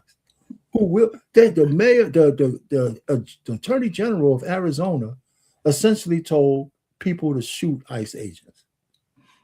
She did so. She did say that. She's never been part of the military. She said it though. I mean, she can say it, but again, when you say shit like that, your population is always takers. Well, she's the problem in that city. Whoever would tell any government agency would tell citizens to fight against the federal government. There's going to be people who are takers of that information and act on it. Well, That's again, what I'm that's part saying. of So if the the president ranking. does the Insurrection Act and brings in the army, there may be some National Guard and some cops willing to fight the fucking army. We don't want to see that. Hold on. No. The National Guard would be the people coming in. It wouldn't be it's going to be National Guard. The National Guard there under the right, but here's the thing. He's not going to allegiance like that, man. It's only the National Guard. Protocol. We're talking about protocol. Protocol is he can't bring in regular army out there, man. Okay, he can't. He won't bring in not regular army. He'll just give an order for the National Guard to do what they have to do. Maybe another state. No, it's going to be any National Guard under any state. The National Guard that's there are under Walsh's orders right now. But because the president hasn't acted on his authority. What I'm saying if he acts on his authority, the National Guard is automatically going to do it. And I'm telling you that there may be some of those guys who break ranks and from Minnesota, because that's where they're all from. They're probably all fucking liberals.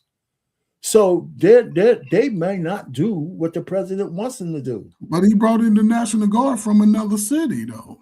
Now I can see the people. They're Minnesota, right? Hold up. No, he brought them in from somewhere else. He got them on standby. But what I'm saying is this: who got them in from standby? Walls? No, Trump. Yeah, but the National Guard is already there. I know, but let me finish our pain. Minnesota has a National Guard, so they already there. Right, they already there. Right? Under Walsh's command. Right, because the president hasn't said do what you got to do. And you're saying that once the president steps in, they're going to change allegiance. Yes, most of them will. We don't know that. But I'm saying you can't. Here's the problem, though, and this is where I agree with you. Some of them, a lot of them live there. You know what I'm saying? Some of them. So, but again. Okay. Most of those soldiers, if America, if you want to see America burn, if soldiers go against the military and the citizens, and the slow ass citizens think that they gonna have enough armor to go up against the American soldier, they whole city go burn. That's the point I'm making. They whole city go burn. There could be a possibility of that happening. Nobody wants to see that. Not even the president, not even a crazy president. He doesn't even want Minnesota wants to see it. Minnesota wants to see it. You know why? Because they try. Because it ain't white folk that's gonna be out there shooting. It's gonna be stupid ass black folk and other immigrants out there thinking they can shoot. No, there's a lot of white people in the National Guard. Yes, but they're not gonna go against the government unless they are hillbilly. Yes, they will. Why do you think it's only black? It's gonna be some hillbillies. It's gonna be some feminist hillbillies. Ain't gonna be who hate Trump. No, those are the people who hate Trump. What are you talking about? That's the believe me. Now. The last thing American citizens want to ever do is think that they're gonna go arm in arm with the United States government. I'm not disagreeing with you, but that would be the dumbest move ever. That's why he doesn't want to do the Insurrection Act, because the worst visuals are probably going to happen. We'll see soldiers fighting soldiers. And if we might see soldiers fighting soldiers. What's going on? I can tell you how you doing. Man, I wouldn't want that, but golly. Anyhow, man, I think we're in violent agreement for whatever, But anyway, Coach, there's nothing more to hear. This particular press conference was a good one. I can't believe it, man. I don't know what I said, but man, people, just the information. The information is vital. It's real time information, and it's a current event. A lot of people look at it. I do a lot of those damn political views. Anyway, man, any final thoughts, man? No, man. Good show, man. What's the conclusion here, man? What's the conclusion? Before you final thought, in reference to insurrection, to the blue state problem, is the final solution what President Trump asked Tim Walz to agree with or not? Those 3 things. I think to me, he should allow them to do what they need to do so they can sort it all out before the summer hits, before the weather changes. Right now, it is cold, so I can see they want to show some empathy instead of have people just strung out in the cold. I understand that. However, right, I'm American first. I want my son and his son to have opportunities that I didn't get to have. And I believe I had a lot of opportunities. I agree with your point. So I just think that right now, people, especially people of melanated complexion, just step back. You know what I'm saying? Focus on building who you are, getting in spaces, getting the trainings you need with this new technology. Buy your little 2-bedroom, fix it up, whatever. Find somebody that's willing to work with you and, support you in any aspect. That's man or woman, because I would hate to see the women go the prime of their life, can't get a husband, can't have no healthy kids, everybody kids slow because ain't nobody got no balanced diets no more. I would hope that we can find a way to fix it. And from what I see, it's a lot of people in their 40s, they crying, but it's a lot of young people who are looking for a better way. Okay. And I tell you like you, because you were saying it, I wish you would go into those spaces where those young men are and give them some of that Catholic school love that you got, and it would benefit. But again, not everybody do it. Well, no, I hear you. I mean, listen, at one point I was doing some stuff like that a while ago with you. They need it now, though. They do. But I get it, Alpine. You like me, man. Retire, man. Hell with them slow kids, man. It ain't like, if it was a way to reach those kids on my terms, I'd do it. It is a way. It is a way. Is what I'm saying. It is a way. But again, maybe one day you should just send me an email and shit. I can do that, man. It is a way, man. I can. We can talk about something. I can dig it. I mean, I know there's a way, but then it's just up to the will. I wouldn't mind talking to some kids on your terms too. On your terms, brother. It would have to because you tell the truth, and that's what they want, and they'll pay you good money. So my man, Black America's not here, and I wish he was, because his thing is that we shouldn't say shit to the youth because our shit is outdated. That's because he ain't got nothing good to say. You know what I'm saying? If you ain't got nothing good to say, yes, but at least I pay you. You give solutions, and you hold them. You would hold them accountable on the BS. But you would also help them understand how it can sort of change itself over time by doing certain things. But the one thing I do agree is that I wouldn't want to dictate how people behave, because I tell the youth and the young people in my own family, the future is theirs to shape. Yes. But they should take wise counsel on how to do it. Yes. And if you're not learning from the good things that happened from the past, definitely you should learn by the bad things and make sure you can avoid them. And that's the message they need to hear from you. Not saying you, but the more you. I'm saying, I hear you. Because the way you look, with the way you explain them to it, it gives them something to think about. Exactly. And over time, you're going to start seeing how they are being the person that you're asking them to work to be. You're going to be able to see that because you can connect it, and they're going to always respect you. Yeah. See, right now, think about our pain. We teenagers. Yeah. Hold up. When we were teenagers, we hear it go in one ear and out the other. Hey, that's true. That's always been the case. So. But over time, the fact that you have been able to do the things you did, and the fact that you stand steady, you stand sort of true. But here's the thing. So but ahead, no, you're right. So here's the one thing in the Black community,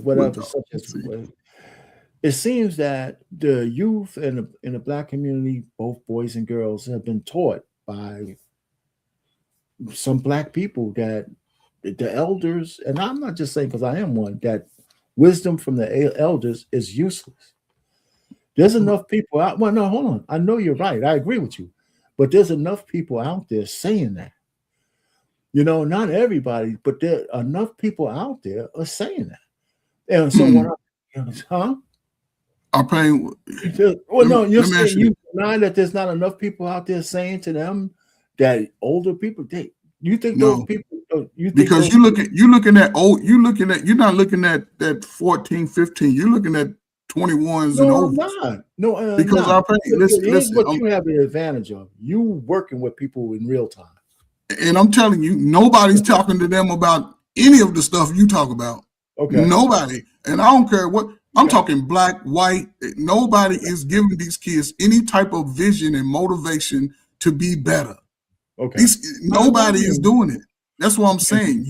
You have that person. You have that message that's needed. And listen, I ain't talking about 35s and 20.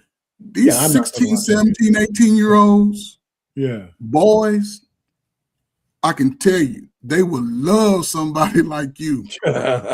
They will love somebody like you. That's just, listen, I've been around a lot of people to work with. Maybe one of these days we'll. Bro, they would love somebody like you, man. Now, they might not take it. Now, listen, Pain, they ain't just going to be like, take everything you say as the word of God at first, right? But the more consistent you are, and you can start showing them, man, I'm just saying. Yeah, like I said, I don't disagree. When I was doing some tutoring, we used to have classrooms set up, and we had maybe 40 kids. We used to, on Saturdays, we would go to a school. They let us use the school in the classroom, and we would talk about just regular life stuff. We would talk about finances. We would talk about money. We would talk about a few things. And we would teach them math, right? We would tutor them in math. And that was, it was rewarding, but the program, of course, ran out of money, that kind of stuff. That's what they say, but there's money for it, and there's lots of money for it, millions of dollars for it, right? Yeah, and you just got to know how to find it. And that's our pain to see. That's what I'm saying. And I guarantee the time that you gave to those individuals, right, over the course, and now that they are probably all adults, most of them are probably doing okay. I hope so. And anyway, so, but no, I appreciate the good thought. But no, listen, I can't argue what you're saying, man. I think you're right. And it's good to have people up here because I fall prey to this. It's good to hear people who are optimistic about the possibilities, right? So because it depends on what you're looking and how you're looking, right? If you're looking at 35-year-olds and 40-year-olds, even though to me they're still young, they could make a difference. A lot of them are stuck in their ways already. Whatever they believe, they believe. It's just not changing. It's just not changing. But then again, I'm a perfect embodiment of even at an older age, you can evolve. Because, like I said, I voted for Hillary Clinton, and I'm still wondering how the hell I did that. You know what I'm saying? So yeah, but it's harder to change the older you get. Everybody knows that. You got to get them young. So anyway, man, listen, man, this was a good one. Black America, I appreciate him coming up because he's always in opposition to me. I think we'd be arguing at the same point. We just argue. But it's good to see somebody come up here. And I always appreciate you, Coach Ferg. No, man, You popped in, and all the folks in the chat was live. I didn't recognize as many of them. But hey, that was it, man. Until next time, next Monday, peace out. Our pain over and out. I gotta say this. I'm everybody's favorite baby boomer. Later.